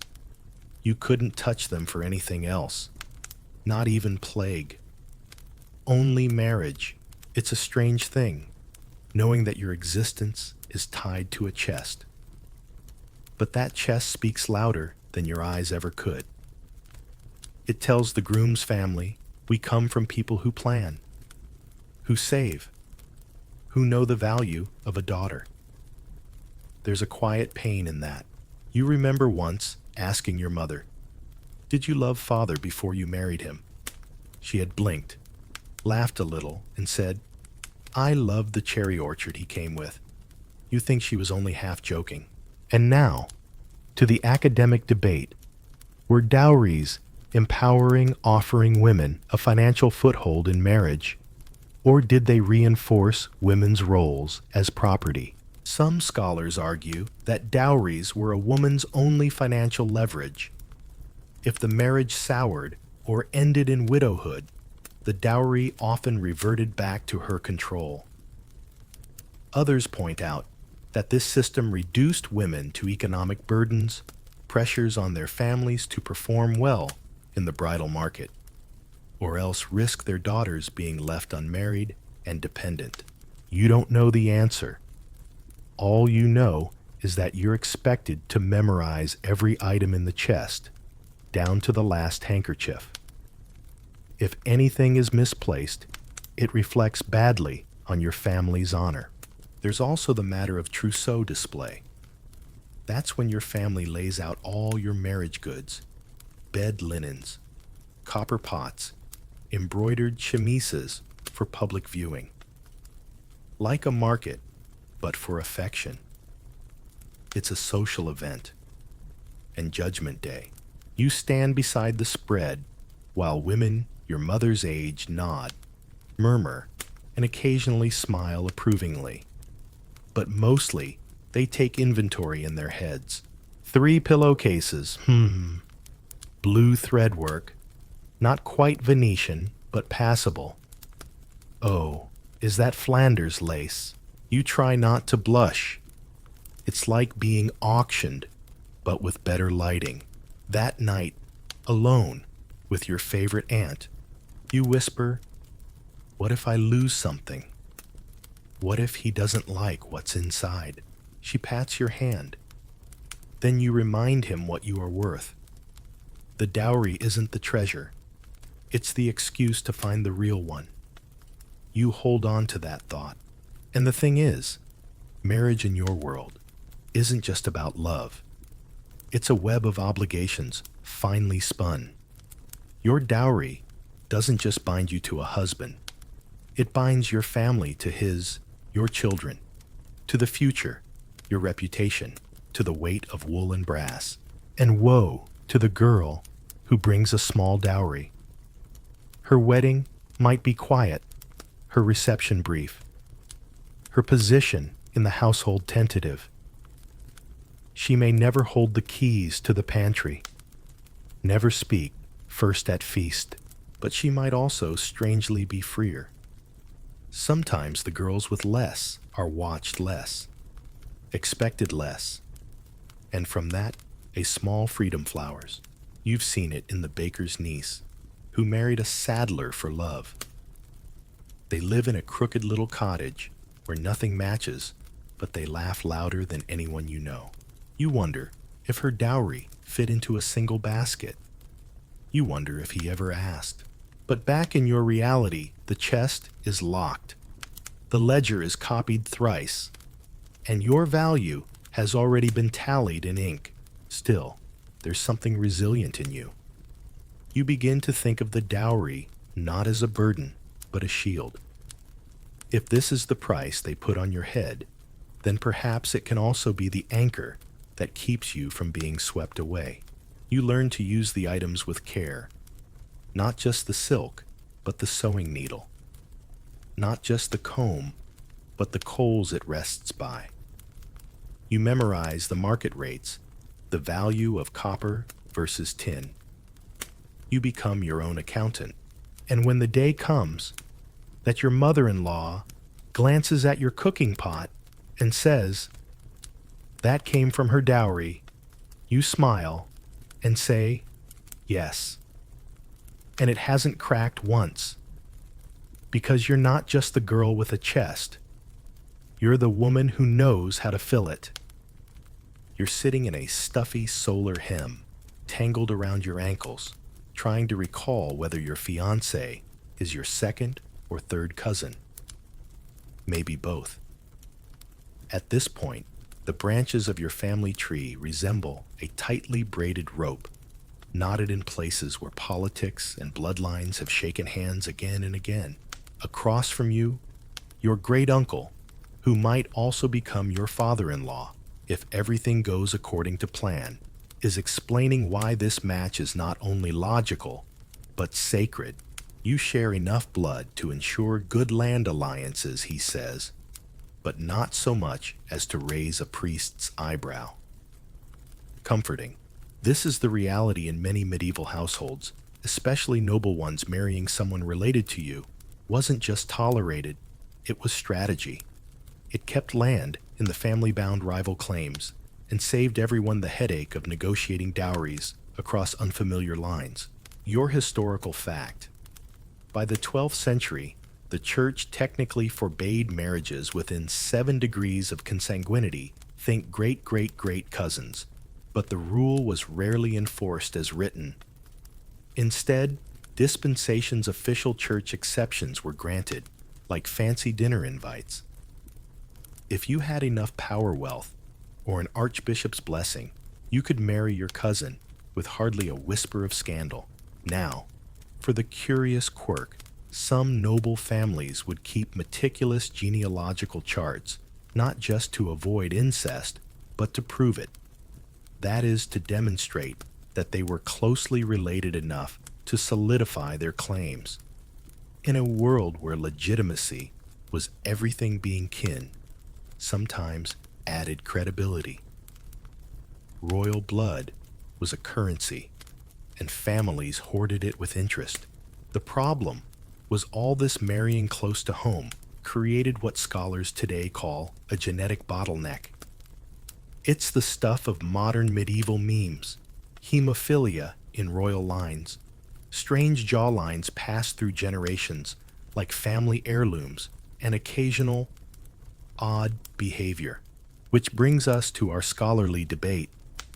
Did the church's push for stricter marriage laws improve genetic diversity? Or was it more about centralizing moral control? Some historians argue the rules were genuinely intended to prevent inbreeding. Others think they were power plays. The more marriages the church could regulate, or annul the more influence it had over Europe's ruling houses.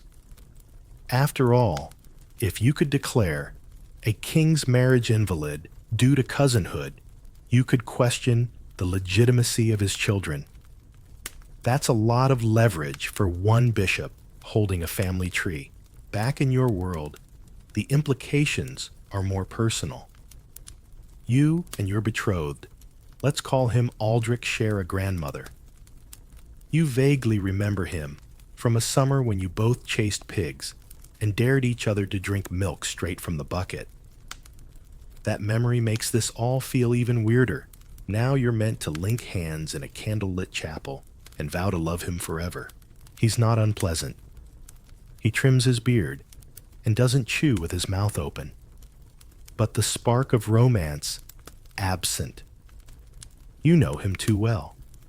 You've seen him cry over lost dice and brag too much after 2 ales. Still, this isn't about sparks. It's about soil. Land must stay within the family. Property must be passed without interference. And so the bloodline folds in on itself again, like a cloak wrapped twice around a cold shoulder. You wonder what it's like to marry someone completely unknown. Would it be terrifying or thrilling? In some ways, marrying a cousin feels safer. No surprises. You've already heard the family gossip. You've shared a nursemaid. You even know which foods make him gag. But safety can also feel like stagnation. There's no mystery here, no unfolding discovery. Just a slow trudge toward a life already mapped out on 2 family ledgers. And the dangers, though not spoken of aloud, are real. There are whispers in some villages' stories of children born soft in the head or with eyes too close. But those are poor folks' stories. In your world, such things are smoothed over with phrases like the child was frail or the Lord called him home early. No one blames the parents. Not directly, but midwives keep quiet notes, and scribes tilt their heads when drawing family portraits with odd silences between the lines. There's a part of you that resents it. Not just the match, but the logic behind it. The idea that blood must be guarded like treasure, as though love might contaminate it if it comes from outside the circle. Still, you do what's expected. You sit for the betrothal portrait. You wear the blue gown your aunt insists makes your eyes look more fertile. You nod politely as Aldrich tries to recall your favorite flower he guesses clover, which is at least a plant. And when the priest visits to draw the family chart and confirm you're within allowable bounds, you resist the urge to ask if he has a magnifying glass. That night, your sister, unmarried and too sharp for her own good, asks quietly, "Wouldn't it be more efficient to marry yourself?" You laugh, a little too loudly. She's joking. You're not, because it does feel like marrying a mirror. Every tradition, every gesture, every shared ancestor folds over itself again and again until you wonder where you begin and the family ends. But in the morning, you light a taper and rehearse your lines, because sometimes in this world loyalty looks like repetition, and safety, though dull, is still a form of survival. And you're still here, still learning how to carry the legacy without letting it carry you away. You're told it's a blessing to be born beautiful, and maybe it is until it's not, until your skin is too clear, your hair too fair, your bearing too poised, until the old widow at church mutters that you're a little too perfect, and someone else whispers that perfection like that is only bought with dark bargains. You're not even that vain. You didn't ask for this face or this figure. You're just trying to navigate your corner of the manor or the market or the marriage circuit without causing too much trouble. But trouble has a way of finding women like you, especially when your bloodline, your dowry, and your chin are all a little too good. Tonight's historical fact. In medieval Europe, noble women with exceptional beauty and high-born blood were often seen as political assets, but also threats. If you were desirable enough to catch a powerful lord's eye, you might be married off quickly to prevent scandal. Or you might be locked away in a cloister to preserve your value. Beauty wasn't just decoration, it was ammunition. And you never got to choose where it pointed. Now, for your quirky footnote, one medieval chronicler described a woman as so fair, her glance could distract even the holiest monk. Whether this was flattery or slander is unclear, but either way, it wasn't a compliment you'd want written into the family record. Sometimes too much beauty was its own kind of curse. So what happens when you're the woman who's too good a match? You might think it brings suitors, and it does. But with them comes scrutiny, intense, relentless, and rarely fair. The priest asks if you've ever fasted properly. The midwife eyes your hips like a butcher inspecting livestock. The steward tallies your dowry, your land, your linens, your teeth, and everyone wonders quietly what's wrong with you.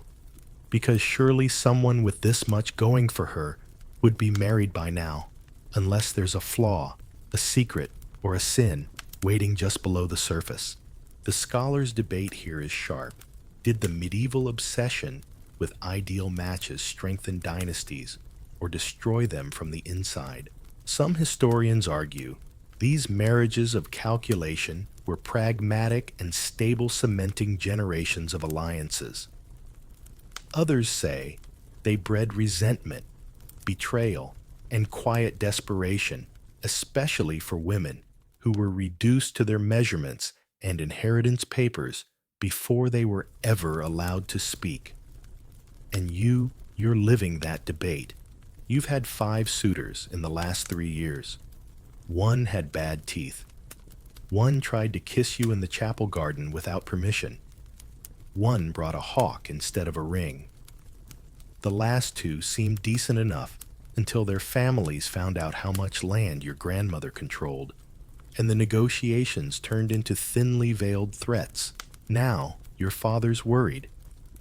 He says you're aging out of eligibility even though you're barely 20. Your aunt has suggested writing to a Benedictine abbess just in case. And your cousin, who you barely tolerate, has started referring to you as our family's jewel, which makes you feel more like a necklace than a person. What no one seems to ask is what you want, which is odd, because you've been asking yourself that question more and more lately, usually in the quiet hours after the servants have gone and the hall has settled into creaking stillness. Do you want to be a lady of a great hall, managing stores, and smiling through endless feasts? Do you want to bear children? Maybe many, maybe none. Do you want a husband who sees you as a prize, or one who forgets he ever won you? Do you want anything at all beyond surviving? You sigh, roll over, and think of something your old nurse used to say. Even silver will tarnish child if left on the shelf too long. She meant it kindly, but the older you get, the more you wonder whether the shelf was ever built for your comfort or to keep you quiet and contained. Sometimes, when the moonlight hits just right, you dream of running. Not far, just sideways, off the expected path. You think of the herbalist who lives on the edge of the forest, who wears bark-stained gloves and doesn't answer to anyone. Or the woman who sings in the tavern with a voice like warm honey and a dozen scandalous stories. They didn't marry. They didn't inherit land. But they seem in their own wild way free. Of course, the consequences would be immediate. You'd be written out of wills. called ungrateful. Maybe worse. But freedom always has a price, and so does being the perfect match. For now, you stay. You wear the right gown.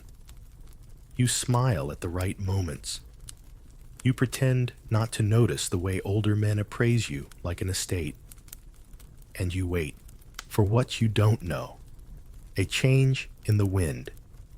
A suitor who sees more than your pedigree. A quiet rebellion disguised as compliance. It's not hopeless. Not yet. You've learned how to make space for yourself in the cracks between expectations. You've hidden letters, collected secrets, and listened to conversations not meant for you.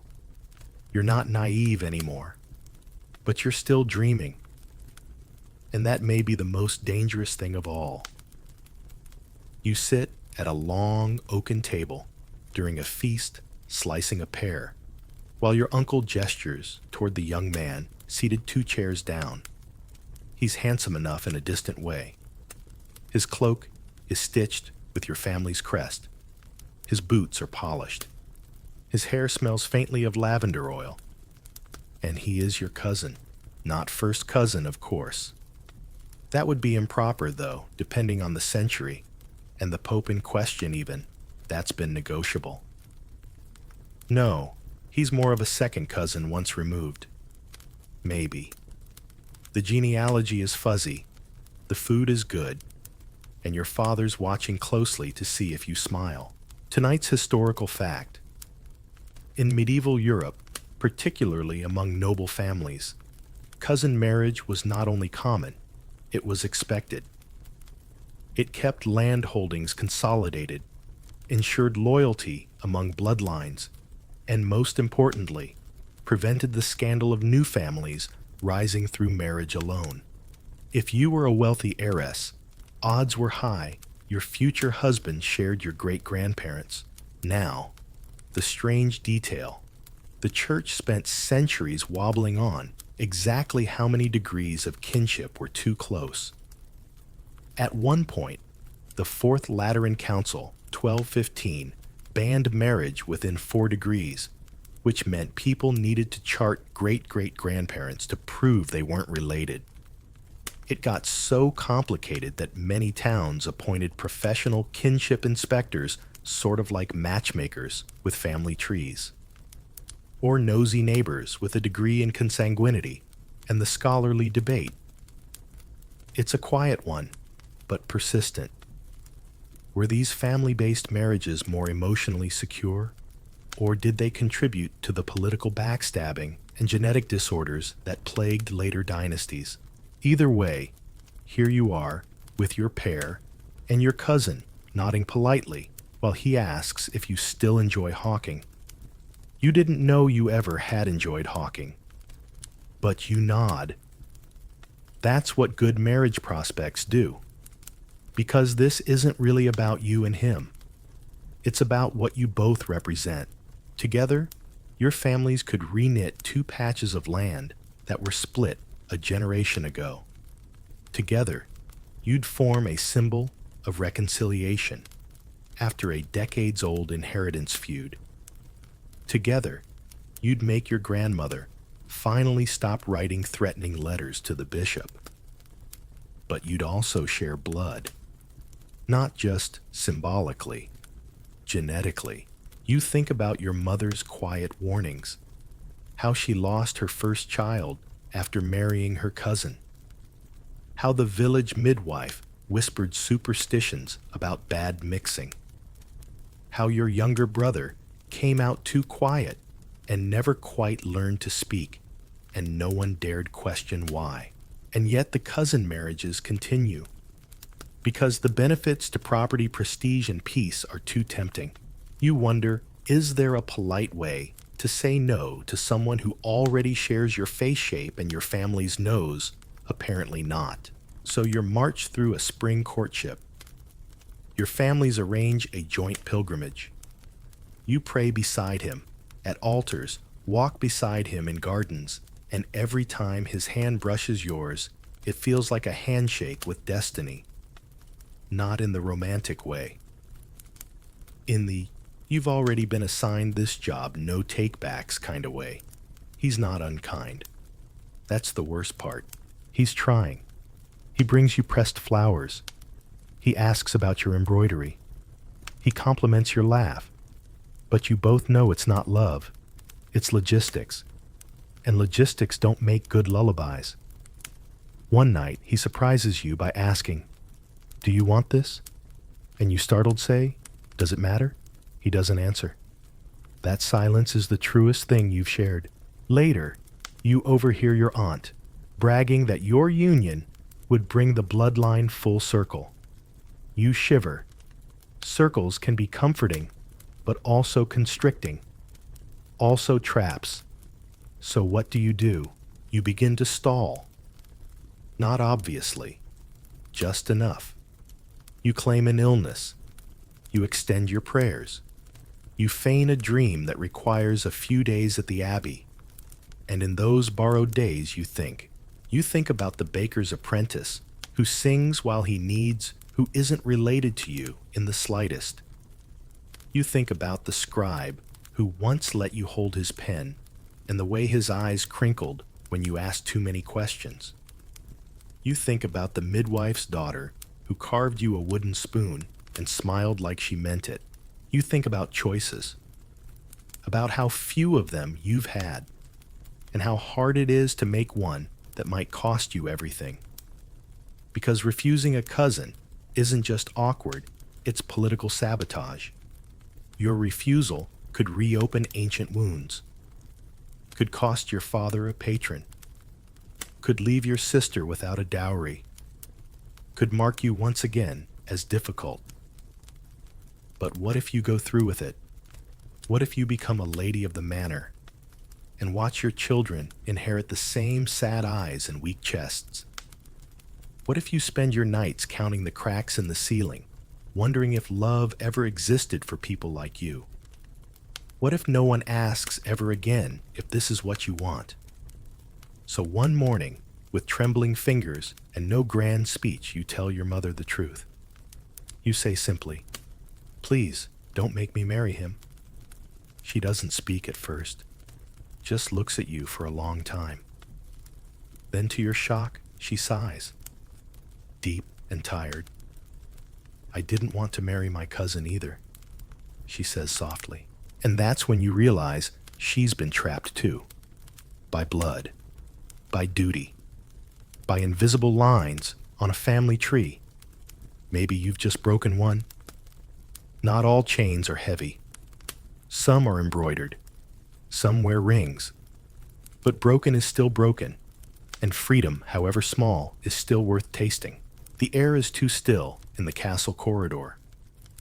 Your fingers hover near the wall, not for balance, but because even stone seems to offer more support than your family tonight. You're being spoken about again. Not loudly, but with just enough volume to carry through doors left just slightly ajar. "She's gone and ruined herself," someone hisses. "Could have been a duchess. Now she'll be lucky to marry a blacksmith." Of course they don't say it to your face. They never do. They just let the echo of your decision spread like spilled wine on white linen. You well-blooded, well-bred, well-groomed for diplomacy have done something unthinkable. You've fallen in love with the wrong person. And worse, they're not even related to you. Tonight's historical fact. In many corners of medieval Europe, especially among the nobility, marrying for love was considered reckless, if not outright dangerous. Bloodlines were currency, and to squander that on affection rather than strategy was to rob your family of wealth, alliance, and standing. Dynasties were stitched from marriages of convenience, not kisses in shadowed gardens. Now, for the quirky detail, the phrase "marrying beneath you" wasn't always metaphorical. Medieval homes often had split-level construction, with nobility living upstairs and servants or lower-born tenants sleeping on the ground floor or below. So when a noble daughter truly did fall for a groom or page, There was a very real vertical dimension to the disgrace and the scholarly debate. Historians still argue whether romantic love was even understood in our modern sense during the medieval period, or if those moments we now view as passion were simply quiet rebellion, misread kindness, or desperation dressed in longing. But you're living the debate because you didn't fall for a cousin or a distant uncle. You fell for a traveling falconer, a man with no last name, no crest, and a past as tangled as your embroidery thread after a sleepless night. He taught you to wear a glove strong enough to bear talons. He spoke gently to hawks, but firmly to lords. And once, when he handed you a fledgling kestrel to hold, he said, "Don't grip too tight. Let her think she's free." That was the moment, wasn't it? Not when he first touched your hand. Not when he left honey cakes on your bench. Not even when he called you clever before he ever called you beautiful. It was when he told you how to hold something wild without caging it. It's not that you meant to fall in love. It's that your blood had never felt like a prison until someone else offered you a door. Of course it doesn't last, because he's not proper, and you are. So the letters begin. Your mother warns you with sighs. Your aunt writes with scripture.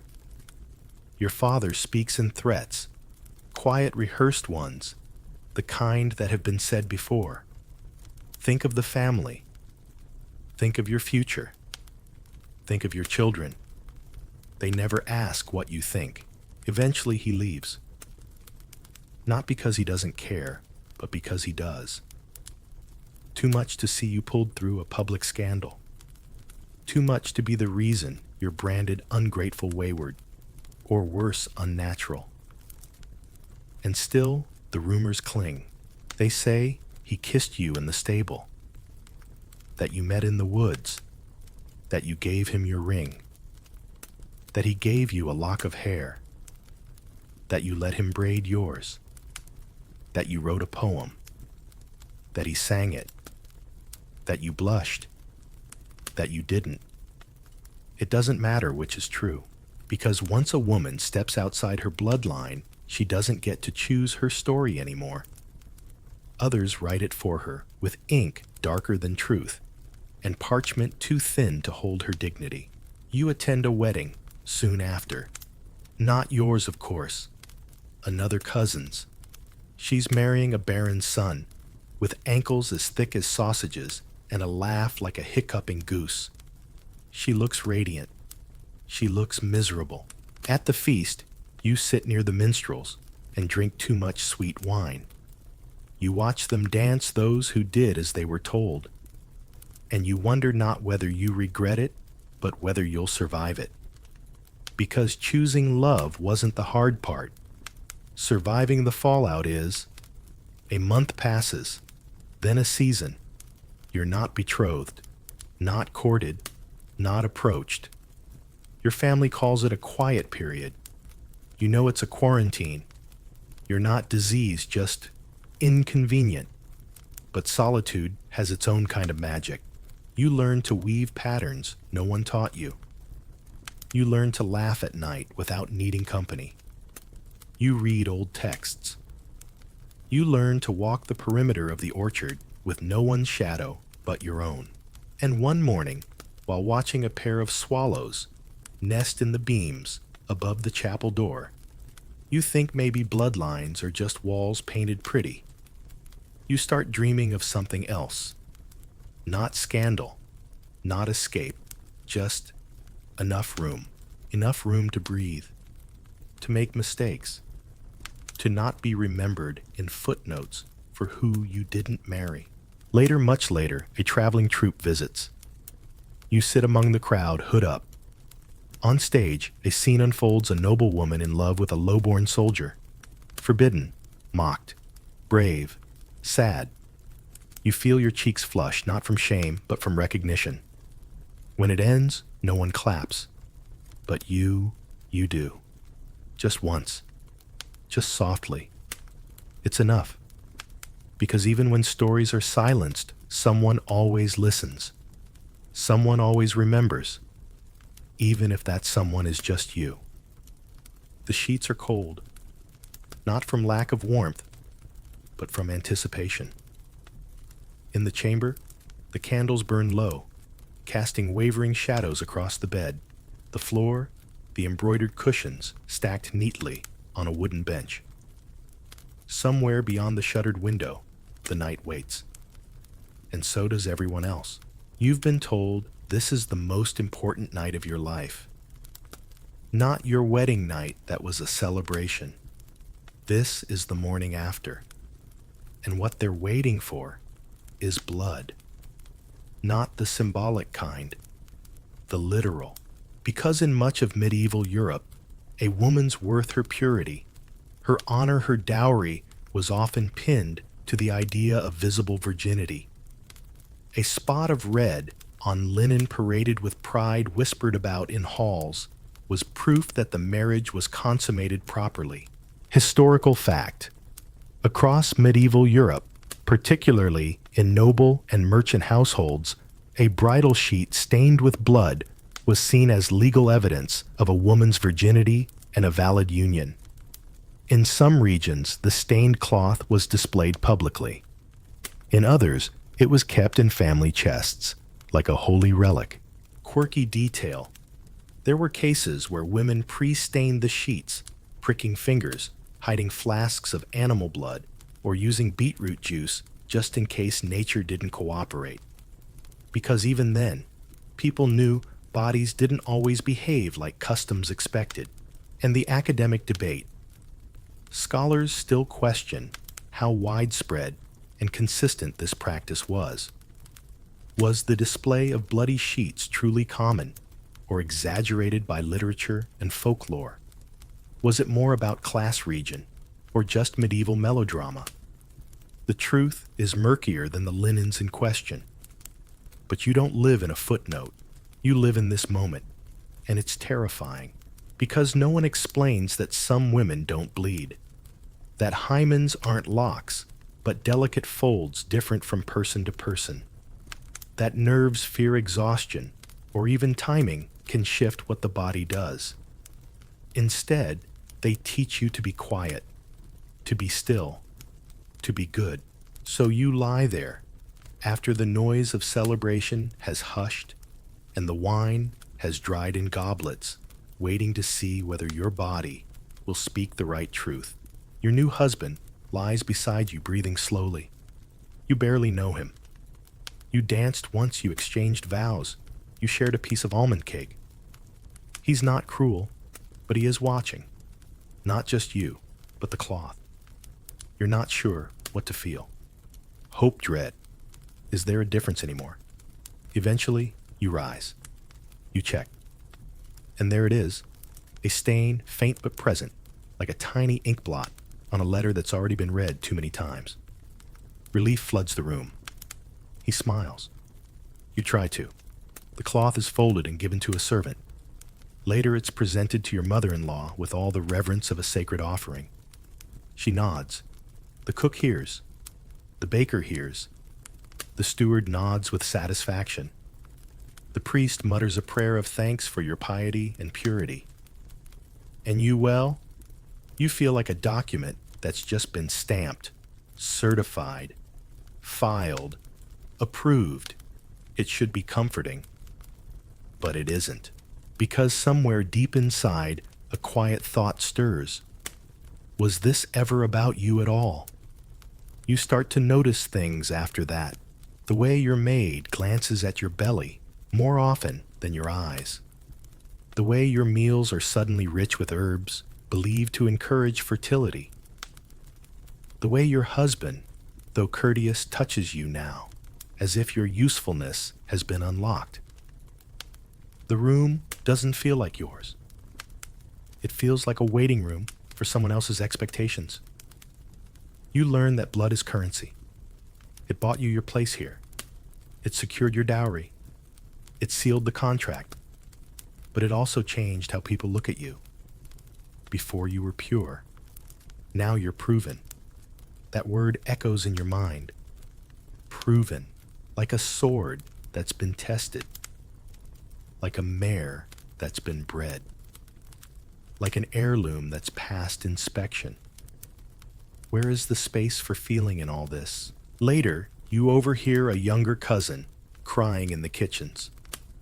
She's been promised to a man twice her age, and the midwife is teaching her how to make the sheet bleed just in case.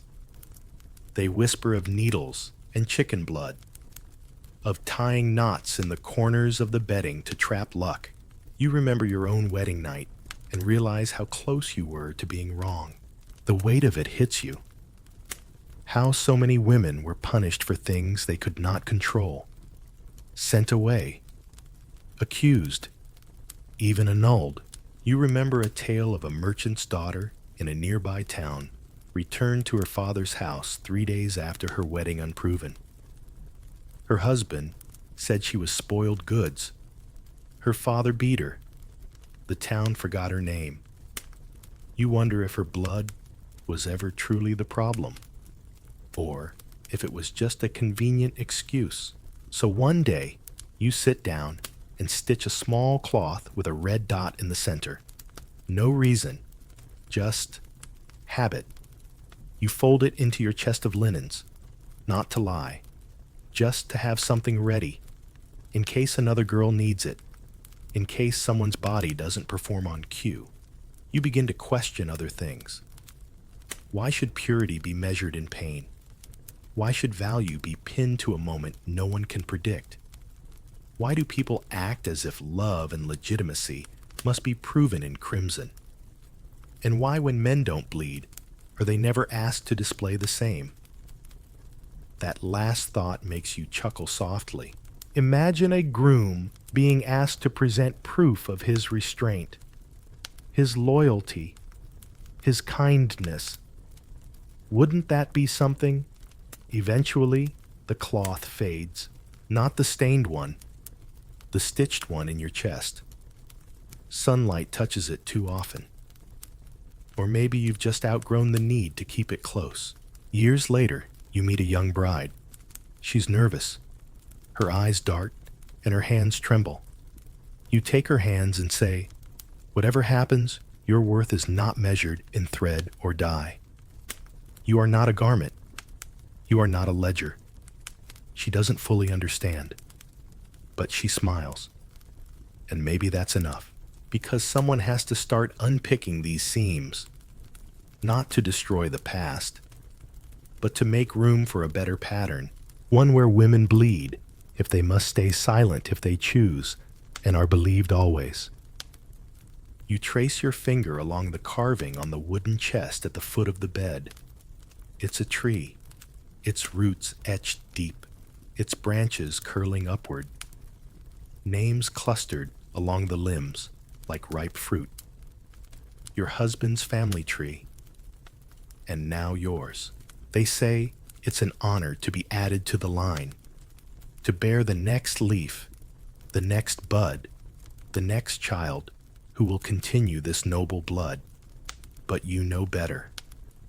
Because being part of a family tree as a woman often means becoming the bark. You're there to hold everything up, to remain firm, to be shaped, but never let go. You've begun to see how blood, in the noble sense, in the inheritance sense, doesn't flow freely in your world. It is boxed, documented, obsessed over. Not like the blood in your body, wild and ungovernable. This kind of blood is a ledger, and women are the footnotes. Historical fact. Inheritance and lineage laws in medieval Europe favored strict male primogeniture in many regions, where land titles and even coats of arms were passed down the male line. Daughters could inherit only under specific conditions, usually when no sons survived, and even then, often with strings attached. Quirky detail. Some noble families created absurdly complex marriage arrangements just to keep bloodlines pure. This led to a tangled web of cousins marrying cousins, often with chart symbols, and even Latin verses engraved in private books to track the supposed purity of descent. In one case, a noble woman in France was so highly prized for her family blood that she was betrothed while still in the cradle, her name added to contracts before she learned to walk. Academic debate. Was all this obsession with bloodline and inheritance about biology or control? Scholars still wrestle with whether medieval elites truly believed in blood purity as a physical reality, or whether it was simply a language used to keep power tightly contained. Was it fear of dilution or fear of independence? For you, it's less abstract. You remember how after the birth of your first child, a daughter, there was a flicker of disappointment in the midwife's eyes. Not unkindness, just expectation unmet. The room grew quieter than it had been for your labor. Your husband smiled politely, but his father sighed. Next time someone whispered, as if you just misfired a catapult. Next time, you smile now, remembering it. Not because it was funny, but because it was predictable. Over time, your daughters become your world. They are clever and kind and observant. But you begin to realize that outside your small orbit, they are barely seen. Their names are added in smaller script to the family record. Their futures discussed with concern. Who will take them? What will they bring? What blood will they blend with? You teach them to read anyway. You teach them songs, stories, prayers. You teach them to ask questions even if the answers never arrive. One night, your eldest asks why the boys in the village can roam the fields while the girls must stay inside. You tell her it's to keep her safe. She frowns. From what? And you don't have a simple answer. Because what do you say? That blood purity was never about blood. That it was about boundaries. About making sure the next heir bore the right name and no one could question where he came from. About containing power within walls and women within those walls too. You remember a story about a young noblewoman whose lover was a man from the merchant class. When their secret was discovered, she was sent to a convent, her name struck from the family records. The boy, he moved away, married someone else, became a magistrate. His blood, it seems, had no consequences.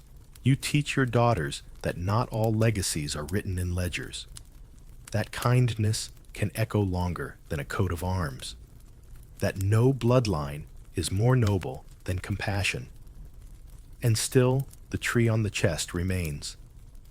Each time a child is born, another name is carved. Your sons' names go on sturdy branches, solid and direct. Your daughters' names are tucked into corners, alongside little decorative flourishes, as if their lives are ornamental, not structural. You run your hand over the tree and wonder who decides which names grow upward and which are just leaves that fall unseen. One day, you sit with your youngest girl under the real tree in the orchard. You show her how to graft one branch to another, how to twist life into new forms. She listens. She nods. She tries it herself. You think this is how blood truly travels, not in books, in hands, in learning, in the quiet transmission of care. Another cousin marries. The hall fills with the clink of goblets and the rustle of silk. You overhear the same old blessing again. May she bear strong sons to carry on the name. You sip your wine slowly and silently toast all the daughters past, present, future, whose names were never carved, but whose stories held the house together. In time, you become the elder, the matron, the one who remembers what others forget. You watch your granddaughters grow. You tell them stories that aren't written down. You teach them how to hide truths in plain sight, how to survive scrutiny with a smile, how to carry strength without permission. One day, a historian might look at your family tree and not see you. They might follow the thick lines, the obvious branches, and miss the hidden root system underneath. But the orchard will remember, and so will the hands you've held. Because family trees are not just trunks and leaves, they are also seeds. And you've planted plenty. The stories have settled now, like dust on a stone windowsill, like mist curling over fields at dawn. You've wandered through centuries tonight, through corridors both candlelit and shadowed, and met women whose names rarely survive ink, but whose choices shaped more than bloodlines. They taught, they held, they whispered warnings and lullabies. And through them, you've come to know a quieter kind of history, one that hums beneath the surface. You've seen how purity wasn't about truth. It was about order, about fear disguised as family pride, about women who lived under the weight of lineage yet still found ways to breathe. So as you rest your head, now know this: the past was never silent. It was simply spoken in tones most weren't listening for. And you listened. You walked through rooms where records were kept, but hearts were forgotten. You sat with women who lit hearths, not headlines. You followed lines that didn't make it into official scrolls, but bloomed quietly between generations. And maybe, just maybe in some small, drowsy way, you helped remember them. So exhale. Let the quiet take over. Let the names and years and customs fade like candlelight at the edge of sleep. You're not in the past anymore, but it left something with you, and it thanks you for noticing. That's the story for tonight. May your dreams be filled with wonder and peace.